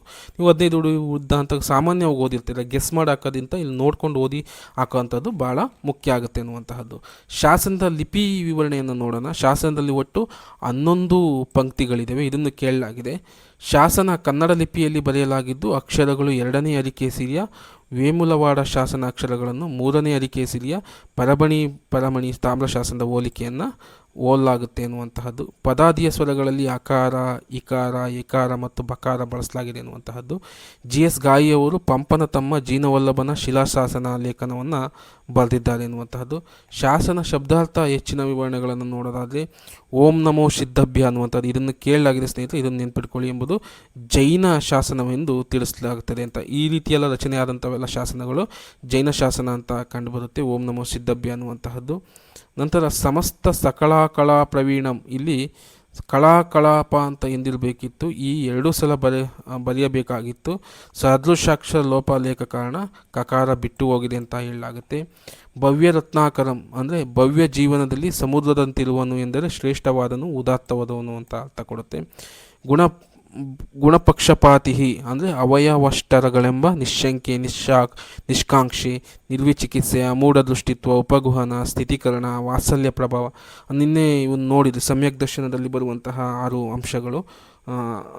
ಇವು ಅಂದರೆ ಯಾವುದರಲ್ಲಿ ನಯಸೇನ ಧರ್ಮಾಮೃತ ಕೃತಿಯಲ್ಲೂ ಇವುಗಳ ಬಗ್ಗೆ ಚರ್ಚೆ ಇದ್ದಂತಹದ್ದು. ಅಂದರೆ ಈ ಗುಣಪಕ್ಷಪಾತಿ ಇವುಗಳನ್ನೆಲ್ಲವೂ ಸಹ ಪಕ್ಷಪಾತ ಮಾಡಿದವನು ಅನ್ನುವಂತಹದ್ದು. ನಂತರ ವೆಂಗಿನಾಡ ಸಪ್ತಗ್ರಾಮಗಳೊಳಗಣ ವೆಂಗಿ ಪಳೆದು ಅಂದರೆ ಬೆಂಗಿನಾಡು ಮೊದಲ ಕೃಷ್ಣ ಗೋದಾವರಿ ನದಿಗಳ ನಡುವಿನ ಸಮುದ್ರ ತೀರದ ಪ್ರದೇಶವಾಗಿದ್ದು ಬಾದಾಮಿ ಚಾಲುಕ್ಯರು ಗೆದ್ದ ನಂತರ ಕೃಷ್ಣೆಯ ದಕ್ಷಿಣ ಭಾಗದಲ್ಲಿ ಆ ಹೆಸರು ಬಂತು ಅನ್ನುವಂತಹದ್ದು. 7 ಗ್ರಾಮಗಳು ವೆಂಗಿಪೊಳು, ವಸಂತ, ಕೊಟ್ಟೂರು, ನಿಡುಗುಂದಿ, ವಿಕ್ರಮಪುರ, ಅನುಕ್ತವಾದಿ ಇನ್ನೊಂದು ಊರಾಗಿದೆ ಅನ್ನುವಂತಹದ್ದು. ನಂತರ ಕಮ್ಮೆ ಬ್ರಾಹ್ಮಣ, ಆ ಕಾಲದ ವೈದಿಕ ಬ್ರಾಹ್ಮಣರ ಕುಟುಂಬವನ್ನು ಹೇಳಲಾಗುತ್ತೆ ಅನ್ನುವಂತಹದ್ದು. ಜಮದಗ್ನಿ ಪಂಚೇಶ್ಯರು ಅಂದರೆ ಶ್ರೀವತ್ಸ ಗೋತ್ರವನ್ನು ಹೇಳುವಂತಹದ್ದು ಈ ಕುಲವನ್ನು ಹೇಳುತ್ತದೆ. ಪಂಪ ಭಾರತದಲ್ಲಿ ನಯಶಾಲಿ ವತ್ಸ ಗೋತ್ರ ಶಮಣೀಯನ್ನಿಂತ ಹೇಳಲಾಗಿದೆ ಅನ್ನುವಂತಹದ್ದು. ದಕ್ಷಿಣಾರ್ಧದಲ್ಲಿ ಋಷಭಾದ್ರಿ, ಉತ್ತರ ಭಾರತದಲ್ಲಿ ಇಮಾಮ್ ಪರ್ವತದ ಮಧ್ಯದ ಕೂಟಕ್ಕೆ ನೇರವಾಗಿ ದಕ್ಷಿಣದಲ್ಲಿ ಋಷಭಾದ್ರಿ ಇದೆ ಎನ್ನುವಂತಹ ಉಲ್ಲೇಖವನ್ನು ಕಟ್ಕೊಡಾಗುತ್ತೆ. ಸಂದ ಪಂಪನ ತಮ್ಮನೂ ಪೊಗಳ್ತೀಯೋ ಅನ್ನುವಂತಹದ್ದು. ನಂತರ ಪಾರಲಾಗದೋಳ್ ಪಕ್ಕಿಗಳು ಅನ್ನುವಂಥ ಬಲ್ದುದೇ ತಾಮ್ರ ಶಾಸನಂ ಅನ್ನುವಂಥದ್ದು. ಸಿದ್ಧಶಿಲೆಯ ಮೇಲೆ ಜೀನವಲ್ಲಭ ಬರೆಸಿದ ಧರ್ಮಪುರ ಹತ್ಯೆ ಶಾಸನ ಪಂಪನಿಗೆ ಅರಿಕೇಸರಿ ಹಾಕಿಸಿಕೊಟ್ಟ ತಾಮ್ರ ಶಾಸನದ ಮುಖ್ಯ ವಿಷಯವನ್ನು ತಿಳಿಸ್ದೆ ಅನ್ನುವಂತಹದ್ದು. ನಂತರ ಶಾಸನ ವಿಷಯವನ್ನು ನೋಡೋಣ ಏನು ಅಂತ. ಜೀನವಲ್ಲಭನ ಪೂರ್ವಿಕರು ವೆಂಗಿನಾಡಿನ ವೆಂಗಿಪೊಳ್ದು ಕಮ್ಮೆ ಬ್ರಾಹ್ಮಣರು ಅಂದರೆ ಬ್ರಾಹ್ಮಣರು ಯಾವ ಕುಲದವರು ಅಂತಂದರೆ ಪಂಪನವನು ಕಮ್ಮೆ ಬ್ರಾಹ್ಮಣರು ಅಂತ. ನಂತರ ಶ್ರೀವತ್ಸ ಗೋತ್ರರು ಅಂತ ಕಂಡುಬರುತ್ತೆ. ವಲ್ಲಭನ ತಂದೆ ತಾಯಿಗಳು ಭೀಮಪ್ಪಯ್ಯ ಮತ್ತು ಅಬ್ಬಣಬ್ಬೆ ಎನ್ನುವಂತಹದ್ದು. ಹಿಂದೆ ನೀವು ಪಂಪನ ಬಗ್ಗೆ ಓದುವಾಗಲೂ ಭೀಮಪ್ಪಯ್ಯ ಅಬ್ಬಣಬ್ಬೆ ಎನ್ನುವಂತಹದ್ದು ಕಂಡುಬರುತ್ತೆ. ಇದು ಶಾಸನಗಳಲ್ಲೂ ಸಹ ಇದೇ ಥರದೇ ತಂದೆ ತಾಯಿಗಳನ್ನು ಉಲ್ಲೇಖ ಮಾಡಿರುವಂತಹದ್ದು ನೋಡ್ಬೋದು. ನಂತರ ಗುರು ಕುಂದಾನ್ವಯ ಪಾಂಡರಂಗವಲ್ಲಿಯ ಜಯ ಇಂದಿ ಸಿದ್ಧಾಂತಿ ಭಟ್ಟಾರ ಅನ್ನುವಂಥದ್ದನ್ನು ಹೇಳಲಾಗುತ್ತೆ ಅನ್ನುವಂತಹದ್ದು ನಂತರ ಅಣ್ಣ ಪಂಪ ಕವಿ ಎನ್ನುವಂತಹದ್ದು, ಜೀನವಲ್ಲಭನ ಬಗ್ಗೆ ಇದು ಹೇಳ್ತಿರುವಂತಹದ್ದು. ಅಂದರೆ ಪಂಪನ ತಮ್ಮ ಜೀನವಲ್ಲಭ, ಆತನ ವೈಯಕ್ತಿಕ ವಿಚಾರಗಳನ್ನು ಇಲ್ಲಿ ಹೇಳ್ತಿರುವಂತಹದ್ದು. ಜೀನವಲ್ಲಭನ ಗುರು ಜಯ ಹಿಂದ್ರಿ ಸಿದ್ಧಾಂತಿ ಭಟ್ಟಾರ ಅನ್ನುವಂತಹದ್ದು. ನಂತರ ಜೀನವಲ್ಲಭನು ಬಿರುದುಗಳನ್ನು ನೀವು ನೋಡ್ಬೋದು. ತ್ರಿಭುವನ ತಿಲಕ, ಬಸದಿಯನ್ನು, ಕವಿತಾಗುಣವೆಂಬ ಕೆರೆಯನ್ನು, ಮದನ ವಿಲಾಸವೆಂಬ ತೋಟವನ್ನು ಮಾಡಿದನು ಅನ್ನುವಂತಹದ್ದು. ಜೀನವಲ್ಲಭನು ತ್ರಿಭುವನ ತಿಲಕವೆಂಬ ಬಸದಿಯನ್ನು, ಕವಿತಾಗುಣವೆಂಬ ಕೆರೆಯನ್ನು, ಮದನ ವಿಲಾಸವೆಂಬ ತೋಟವನ್ನು ಮಾಡಿಸಿದನು ಅನ್ನುವಂತಹದ್ದು ನೋಡ್ಬೋದು. ಇಲ್ಲಿ ಇವೆರಡನ್ನೂ ಸಹ ಕೇಳಿದ ಸ್ನೇಹಿತರೆ, ಈ ಮೂರನ್ನು ಸಹ. ತ್ರಿಭುವನ ತಿಲಕ ಅಂದರೆ ಏನದು, ಬಸಿದಿ ಅಂತ ನೆನ್ಪಿಡ್ಕೊಬೇಕು. ಕವಿತಾ ಗುಣಾರ್ಣವ ಅಂದರೆ ಕೆರೆ, ಮದನ ವಿಲಾಸವೆಂಬುದು ತೋಟ ಅನ್ನುವಂಥದ್ದು ಏನಂತಲೂ ಸಹ ಕೇಳಿದರೆ ಅದನ್ನು ನೆನ್ಪಿಡ್ಕೊಬೇಕು. ಈ ಶಾಸನವನ್ನು ಕೆತ್ತಿದವನು ಎರೆಯಮ್ಮ ಅನ್ನುವಂಥದ್ದು. ಇದು ಓಸತಿ ಅಸಿಸ್ಟೆಂಟ್ ಪ್ರೊಫೆಸರ್ ಪ್ರಶ್ನೆ ಸ್ನೇಹಿತರೆ, ನೆನಪಿನಲ್ಲಿ ಇಟ್ಕೊಬೇಕು ನಿಮಗೆ. ಈ ಥರ ಶಾಸನವನ್ನು ಬರೆದಂಥ ವ್ಯಕ್ತಿಗಳ ಹೆಸರನ್ನು ಕೇಳಲಾಗುತ್ತೆ, ಅದನ್ನು ನೆನಪಿನಿಟ್ಕೊಬೇಕು ಅನ್ನುವಂತಹದ್ದು. ನಂತರ ಪಂಪನ ಮುತ್ತಾತ ಅಭಿಮಾನಚಂದ್ರನು ಗುಂಡಿಕಳ್ದ ಸೀಮೆಯ ಸಿಡುಮುಗೊಡೆಯಲ್ಲಿ ಪಂಪಬಾರದಲ್ಲಿ ಯುಕ್ತವಾದ ನಿಡುಗುಂದಿ ಎಂಬ ಅಗ್ರಹಾರ ವಾಸವಿದ್ದನೆಂದು ತಿಳಿದು ಬರುತ್ತದೆ ಅನ್ನುವಂತಹದ್ದು. ಪಂಪನ ತಂದೆ ಅಭಿರಾಮ ದೇವರಾಯ ಅಲ್ಲ ಭೀಮಪ್ಪಯ್ಯ ಎಂಬುದು ಖಚಿತವಾಗ್ತದೆ ಅನ್ನುವಂತಹದ್ದು. ಪಂಪ ಕವಿಗೆ ಧರ್ಮಪುರವೆಂಬ ಅಗ್ರಹಾರವನ್ನು ಅರಿಕೇಸರಿ ಕೊಟ್ಟದ್ದಕ್ಕಾಗಿ ಇದನ್ನು ವಿಕ್ರಮಾರ್ಜುನ ವಿಜಯ ರಚಿಸಿದ್ದರಿಂದ ಕೊಟ್ಟಿದ್ದು ಎಂದು ತಿಳಿದು ಬರುತ್ತೆ. ಇದು ಭಾಳ ಇಂಪಾರ್ಟೆಂಟ್ ಸ್ನೇಹಿತರೆ. ಪಂಪನಿಗೆ ಧರ್ಮಪುರ ಎಂಬ ಗ್ರಾಮವನ್ನು, ಅಗ್ರಹಾರವನ್ನು ಅರಿಕೇಸರಿ ಕೊಟ್ಟಿದ್ದಕ್ಕಾಗಿ ಇವನು ವಿಕ್ರಮಾರ್ಜುನ ವಿಜಯ ರಚಿಸಿದ್ದರಿಂದ ಕೊಟ್ಟಿದ್ದು ಎಂದು ನಮಗೆ ತಿಳಿದು ಬರುತ್ತೆ ಅಂತ. ಈ ಶಾಸನ ಬಹುಭಾಷಿಕ ಶಾಸನವಾಗಿದ್ದು ಇದರಲ್ಲಿ ಸಂಸ್ಕೃತ, ಕನ್ನಡ, ತೆಲುಗು ಭಾಷೆಗಳು ರಚನೆಯಾಗಿದೆ. ಇದು ಭಾಳ ಇಂಪಾರ್ಟೆಂಟು, ಇದು ಕೇಳಿದ್ದಾರೆ. ಈಗ ಗಂಗಾಧರಂ ಶಾಸನ ಅಥವಾ ಜಿನವಲ್ಲಭ ಶಾಸನ ಅನ್ನುವಂಥದ್ದು ಯಾವ ಭಾಷೆಯಲ್ಲಿ, ಎಷ್ಟು ಭಾಷೆಯಲ್ಲಿ ರಚನೆಯಾಗಿದೆ ಅಂದರೆ ಸಂಸ್ಕೃತ, ಕನ್ನಡ ಮತ್ತು ತೆಲುಗು ಭಾಷೆಗಳಲ್ಲಿ ರಚನೆಯಾಗಿದೆ ಅನ್ನುವಂಥದ್ದು. ಈ ಶಾಸನವನ್ನು ಸುಮಾರು ಕ್ರಿಸ್ತ ಶಕ 950-960ರಲ್ಲಿ ಬರೆಸಲಾಗಿದೆ. ಅಂದರೆ ಕ್ರಿಸ್ತ ಶಕ 10ನೇ ಶತಮಾನದಲ್ಲಿ ಈ ಶಾಸನ ಕಂಡು ಬಂದಿದೆ ಅನ್ನುವಂತಹದ್ದು. ಇಮ್ಮಡಿ ಅರಿಕೇಸರಿ ಧರ್ಮಪುರವನ್ನು ದತ್ತಿಯಾಗಿಸಿ ನೀಡಿದ್ದನ್ನು ವೇಮುಲವಾಡ ಶಾಸನವು ಸಹ ತಿಳಿಸುತ್ತೆ ಅನ್ನುವಂಥ. ಇದೇ ಸಂದರ್ಭದಲ್ಲಿ ವೇಮುಲವಾಡದ ಶಾಸನವು ಸಹ ಧರ್ಮಪುರ ದಾನವನ್ನು ಕೊಟ್ಟಿದ್ದನ್ನು ಹೇಳುತ್ತೆ ಅನ್ನುವಂತಹದ್ದು. ರೇಪಾಕ, ನಾಗರೂರು, ರಾಮಗಿರಿ, ಧರ್ಮಪುರಿ ಈ ಗ್ರಾಮಗಳೆಲ್ಲ ಕರೀಂನಗರ ಜಿಲ್ಲೆಗಳೊಳಗೆ ಬರುತ್ತವೆ ಮತ್ತು ಇದು ಅಂದರೆ ಸಭ್ಯನಾಡು ಎಂದು ಪ್ರಸಿದ್ಧವಾಗಿದೆ ಎಂದು ವೆಂಕಟರಮಣಯ್ಯನವರು ನಿರ್ಧರಿಸಿದ್ದಾರೆ ಅನ್ನುವಂತಹದ್ದು. 1ನೇ ನಾಗವರ್ಮನು ಜಗದೊಳಗೆ ಇದೊಂದು ಮಿಗಿಲೆನೆ ನೆಳ್ದುಪುದು ವೆಂಗಿ ವಿಷಯಮುಂ ವಿಷಯದೊಳೆಯಲ್ಪ ಗಣಿತವೆನೆ ಸಪ್ತಗ್ರಾಮಗಳೊಳಮ ವೆಂಗಿ ಪಳುಕರಂ ಸೋಗೈಸುಗುಂ ಎಂದಿರುವಂತಹದ್ದು. ವೆಂಗಿ ಪಳುವಿನ ಬಗ್ಗೆ ಉಲ್ಲೇಖ ಮಾಡಿರುವಂತಹದ್ದು. ಪಂಪಕವಿ ಹೇಳಿರುವ 5 ಗ್ರಾಮಗಳಲ್ಲಿ ನಿಡುಗುಂದಿ ಸಹ ಒಂದು. ಇದನ್ನೇ ಶಾಸನೋಕ್ತ ಗುಂಡಿ ಕಳ್ದದ ನಿಡುಗೊಂಡೆ ಎಂಬುದಾಗಿ ಹೇಳಲಾಗಿದೆ ಎನ್ನುವಂತಹದ್ದು. ಅರಿಕೇಸರಿ ನೀಡಿದ ಧರ್ಮಪುರ ಕಲಾಪ ಗ್ರಾಮವನ್ನು ಹೋಲುವಂತಿತ್ತು ಅಂತ ಹೇಳಲಾಗಿದೆ. ಕುರ್ಕ್ಯಾಲ, ನೆಲಕೊಂಡಪಲ್ಲಿ, ಕೊಂಡನಪಲ್ಲಿ, ಬೊಮ್ಮಲಗುಡ್ಡ ದೂರದಲ್ಲಿರುವ ಗಂಗಾಧರಂ ಎಂಬ ಹಳ್ಳಿಯ ಮೊದಲು ಅಂತ ವೆಂಕಟರಮಣಯ್ಯವರು ಹೇಳ್ತಾರೆ. ಈ ಶಾಸನವನ್ನು ಗಂಗಾಧರಂ ಶಾಸನ ಎಂದು ಕರೆದರು ಅನ್ನುವಂಥ. ಯಾಕಪ್ಪ ಅಂದರೆ ಕುರ್ಕ್ಯಾಲ ಅನ್ನುವಂತಹದನ್ನು ಹೇಳುವಂಥ ಸಂದರ್ಭದಲ್ಲಿ ನೆಲಕೊಂಡಪಲ್ಲಿ, ಕೊಂಡನಪಲ್ಲಿ, ಬೊಮ್ಮಲಗುಡ್ಡದಲ್ಲಿ ದೂರದಲ್ಲಿರುವ ಗಂಗಾಧರ ಎಂಬ ಹಳ್ಳಿಯ ಮೊದಲು ಅಂತ ಹೇಳ್ತಾರೆ. ಹಾಗಾಗಿ ಇದಕ್ಕೆ ಗಂಗಾಧರಂ ಶಾಸನ ಅಂತ ಹೇಳ್ತಾರೆ. ಜಿನವಲ್ಲಭ ಶಾಸನ ಅಂತ GS ಗಾಯಿ ಅವರು ಹೇಳ್ತಾರೆ. ಗಂಗಾಧರಂ ಶಾಸನ ಅಂತ ವೆಂಕಟರಮಣಯ್ಯವರು ಹೇಳುವಂತಹದ್ದು. ಪಂಪ ಜೀನವಲ್ಲಭರಿಬ್ಬರು ಜಯನಂದೀಪನಿಯ ಶಿಷ್ಯರಾಗಿರಬೇಕು ಎಂದು ಶಾಸನ ಆದಿಪುರಾಣದಿಂದ ತಿಳಿದು ಬರುತ್ತದೆ ಎನ್ನುವಂತಹದ್ದು. ಋಷಭೇಶ್ವರ ಬಿಂಬ ಸನಾತ ಎಂಬ ಮೂರ್ತಿಯನ್ನು ಪ್ರತಿಷ್ಠಾಪಿಸಿದ್ದಾರೆ. ಪಂಪನ ವಿಕ್ರಮಾರ್ಜುನ ವಿಜಯದಲ್ಲಿ ಲಲಿತಾಲಂಕರಣಂ ಪಂಶರೇಪರೂಪಂ ಅಪಘಾತಪಂ ಎಂದು ಏಂ ಕಲಿಯೋ ಸತ್ಕವಿಯೋ ಕವಿತಾಗುಣಾರ್ಣವ ಎಂಬುದಾಗಿ ಪರಿಚಯಿಸಿದ್ದಾನೆ ಎನ್ನುವಂತಹದ್ದು ಅಂತ ವರ್ಣನೆಗಳು ಕಂಡುಬರುತ್ತೆ ಎನ್ನುವಂಥದ್ದು. ಭಾಷಿಕ ಸಂಗತಿಗಳನ್ನು ನೋಡೋದಾದರೆ ಕುರ್ಕ್ಯಾಲ ಶಾಸನವು ಪದ್ಯ ಗದ್ಯ ನಿಬದ್ಧವಾಗಿ ಇದ್ದ ಶಾಸನವಾಗಿದೆ. ಸಂಸ್ಕೃತ ವರ್ಣ ವೃತ್ತಗಳು 2 ಬರ್ತವೆ. 2 ಶಾರ್ದೂಲ ವಿಕ್ರೀಡಿತ ವೃತ್ತ, 1 ಪೃಥ್ವಿ ವೃತ್ತ ಬರುವಂತಹದ್ದು. 6 ಕನ್ನಡ ವೃತ್ತಗಳು ಬಂದಿದ್ದೇವೆ. 3ನೇದು ಚಂಪಕಮಾಲೆ, ಒಂದು ತರಳ ಮತ್ತು 1 ಮತ್ತೇಬ ವಿಕ್ರೀಡಿತವಾಗಿರುವಂತಹದ್ದು. 3 ಪದ್ಯಗಳು ಕಂದ ಪದ್ಯಗಳಾಗಿವೆ. ಇವು ತೆಲುಗು ಭಾಷೆಯಲ್ಲಿ ರಚಿತಗೊಂಡಿದೆ ಎನ್ನುವಂತಹದ್ದು. ಕನ್ನಡ, ತೆಲುಗು ಪದ್ಯಗಳು ಧರ್ಮ ಕಾರ್ಯ ಪ್ರಚಾರ ಮಾಡಿದೆ ಎನ್ನುವಂತಹದ್ದು. ಸಂಸ್ಕೃತ ಪದ್ಯಗಳಲ್ಲಿ ಲಕಾರ ಸ್ಥಾನದಲ್ಲಿ ಕ್ಷಳವನ್ನು ಬಳಸಿದೆ. ಶಬ್ದ ಕೋಳಹಳೆ ಕೀರ್ತಿ ಮಾಡಲ್ಪಟ್ಟಿದೆ ಎನ್ನುವಂತಹದ್ದು.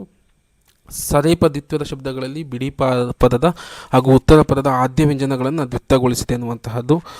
ಅರ್ಬೆಗೆ ಒಬ್ಬರು ಗಾಸೆಯಲ್ತು ಗುಣಾರ್ಣವ ಕೀರ್ತಿಮೂರ್ತಿ ಪರ್ವತ ದಕ್ಷಿಣಾರ್ಧ ನೆರ್ವಡೆ ಊರ್ದಿಗೆ ಬರ್ವನೆ ಧರ್ಮಪುರ ಪಲಮ್ಮ ಜೀನಧರ್ಮ ಅಪೂರ್ವ ಅನ್ನುವಂತಹದ್ದು. ಭವಿಷ್ಯತ್ ಕಾಲದ ಎ ವಾ ಮತ್ತು ಬಾ ವಾ ಕ್ರಿಯಾಪದಗಳಲ್ಲಿ ಆಖ್ಯಾತ ಪ್ರತ್ಯಯ ರೂಪಭೇದಗಳನ್ನು ಕಾಣಿಸಿವೆ ಅನ್ನುವಂತಹದ್ದು. ಅವು ಯಾವಪ್ಪ ಅಂದರೆ ಆಗಮನಿದಪ್ಪನ್ ಅನ್ನುವಂತಹದ್ದು, ಆಗಮಿಸಿದೊಪ್ಪನ್ ಅನ್ನುವಂತಹದ್ದು, ಬಗೆವೋರ್ ಅನ್ನುವಂತಹ ಪದಗಳು. ನಂತರ ಹಳೆಯ ಶಾಸನ ಮತ್ತು ಸಾಹಿತ್ಯ ಕೃತಿಗಳಲ್ಲಿ ಕಂಡುಬರುವಂತೆ ಇರ್ ಧಾತು ಇರ್ ರೂಪದಲ್ಲಿ ಅಲಿಖಿತಗೊಂಡಿದೆ ಅನ್ನುವಂತಹದ್ದು. ನೆಗಳಿಲ್ದುವೆಂ ಅನ್ನುವಂತಹದ್ದು. ನಂತರ ಷಷ್ಠಿ ವಿಭಕ್ತಿಯ ಆಕಾರವು ದೀರ್ಘಗೊಂಡಿದೆ ಎನ್ನುವಂತಹದ್ದು. ಅದಕ್ಕೆ ಜೀನವಲ್ಲಭೇಂದ್ರನ ಅಂತ ಜೀನವಲ್ಲನ ಅನ್ನುವಂತಹದ್ದು ಜೀನವಲ್ಲಭೇಂದ್ರನ ಆಗಿರುವಂತಹದ್ದು. ವಿಲಕ್ಷಣಕ್ಕೆ ವಾಕ್ಯ ಸಂಧಿಯ ರೂಪ ಪಂಪಂಗೆ ಕೊಟ್ಟ ಅನ್ನುವಂತಹದ್ದು ಪಂಪಂಗೆ ಗೊಟ್ಟ ಅನ್ನುವಂತಹದ್ದು ಆಗಿರುವಂತಹದ್ದು. ಅಪೂರ್ವ ಅಥವಾ ವಿರಳ ಪ್ರಯೋಗ ಶಬ್ದಗಳು ಅದೇಯ, ಕೀರ್ತಿಶಾಸನ, ಅನ್ಯೋದಯ, ವಂಗಿಪಳ್ಳ, ಕಮ್ಮೆ ಬ್ರಾಹ್ಮಣರು ಅನ್ನುವಂತಹದ್ದು. ಶಬ್ದ ಒಂದು ಭಿನ್ನ ಪ್ರಯೋಗ ಆಗಿರುವಂತಹದ್ದು. ಅಂಗ ಹಂಗ ಆಗಿರುವುದು, ಅರಿಕೇಸರಿ ಹಂಕೇಸರಿ ಆಗಿರುವಂತಹದ್ದು. ಕೆಲವು ಅಪಲಿಖಿತಗಳು ಬಂದಿರುವ ಧರ್ಮಪುರಂ ಎಂದು ಎನಿಸದ್ದ ಪೊತ್ತಗೆ ಓದ್ಯಮೋ ತಾಮ್ರ ಶಾಸನಂ ಟಂಕೋಲೆಣ್ಣು ಅನ್ನುವಂಥದ್ದು ನೋಡ್ಬೋದು. ಪ್ರಥಮ ವಿಭಕ್ತಿ ಸ್ಥಾನದಲ್ಲಿ ಷಷ್ಠಿ ವಿಭಕ್ತಿ ಬಳಸಿರುವಂತಹದ್ದು ನೋಡ್ಬೋದು. ಅಂಗನ ಕೊಟ್ಟಿದೆ ಪಂಪನ ಪೆತ್ತವಿದೆ ಎನ್ನುವಂತಹದ್ದು. 5ನೇ ಪದ್ಯದಲ್ಲಿ ಜೀನವಲ್ಲಭನ ಹೆಸರು ಬಂದಿದೆ ಎನ್ನುವಂತಹದನ್ನು ನೋಡ್ಬೋದು. ಇಷ್ಟು ಸ್ನೇಹಿತರೆ ಜೀನವಲ್ಲಭನ ಶಾಸನ, ಗಂಗಾಧರಂ ಶಾಸನ ಅಥವಾ ಕುರ್ಕ್ಯಾಲ ಶಾಸನದ ಕುರಿತು ಇರುವಂತಹ ಮಾಹಿತಿ. ಇಲ್ಲೇ ಸುತ್ತಮುತ್ತ ಪ್ರಶ್ನೆಗಳಾಗುವಂಥ ಸಾಧ್ಯತೆ ಇರುತ್ತೆ. ಇವೆಲ್ಲವುಗಳನ್ನು ಸಹ ಓದ್ಕೊಂಡು ಹೋಗ್ರಿ ಅಂತ ಹೇಳ್ತೀನಿ ಸ್ನೇಹಿತರೆ. ಭಾಳ ಮುಖ್ಯವಾದಂತಹ ಯಾವುದು ಅಲ್ಮಿಡಿ ಶಾಸನ, ಬಾದಾಮಿ ಶಾಸನ, ಗಂಗಾಧರಂ ಶಾಸನ ಅನ್ನುವಂತಹದ್ದು. ನಂತರ 1ನೇ ಪುಲಿಕೇಶಿಯ ಬಾದಾಮಿ ಶಾಸನ ಸ್ನೇಹಿತರೆ 465ರಲ್ಲಿ ಬರುತ್ತೆ. ಬಾದಾಮಿ ಬೆಟ್ಟದ ಬಂಡೆಗಲ್ಲ ಮೇಲೆ ಈ ಶಾಸನ ಇರುವಂತಹದನ್ನು ನೋಡ್ಬೋದು. ಇದು ಅಶ್ವಮೇಧದ ಯಾಗಗಳನ್ನು ನೆರವೇರಿಸಿದವನಾದ ಚಾಲುಕ್ಯ ವಲ್ಲಭೇಶ್ವರನು ಅಜಯನಾದ ಬಾದಾಮಿಯ ಕೋಟೆಯನ್ನು ಕಟ್ಟಿಸಿದ ವಿಷಯವನ್ನು ಸಾರ್ತದೆ ಅನ್ನುವಂತಹದ್ದು. ಶಕಕಾಲ ನಿರ್ದೇಶನ ಈ ಶಾಸನದಲ್ಲಿ ಕರ್ನಾಟಕದಲ್ಲಿ ಮೊಟ್ಟ ಮೊದಲಿಗೆ ಬಂದಿದೆ ಅನ್ನುವಂತಹದ್ದು. ಇದನ್ನು ನೆನ್ಪಿಟ್ಕೊಬೇಕು. 1ನೇ ಪುಲಿಕೇಶಿಯ ಬಾದಾಮಿ ಶಾಸನ ಕ್ರಿಸ್ತಶಕ 465. ಮುಖ್ಯ ಏನಪ್ಪ ಅಂದರೆ ಶಕಕಾಲ ನಿರ್ದೇಶನ ಈ ಶಾಸನದಲ್ಲಿ ಕರ್ನಾಟಕದಲ್ಲಿ ಮೊಟ್ಟ ಮೊದಲನೆಯದಾಗಿ ಬಂದಿದೆ ಅನ್ನುವಂತಹದ್ದು. ನಂತರ ಇಮ್ಮಡಿ ಪುಲಿಕೇಶಿಯ ಐಹೊಳೆ ಶಾಸನ ಅನ್ನುವಂಥದ್ದು 634ರಿಂದ 635.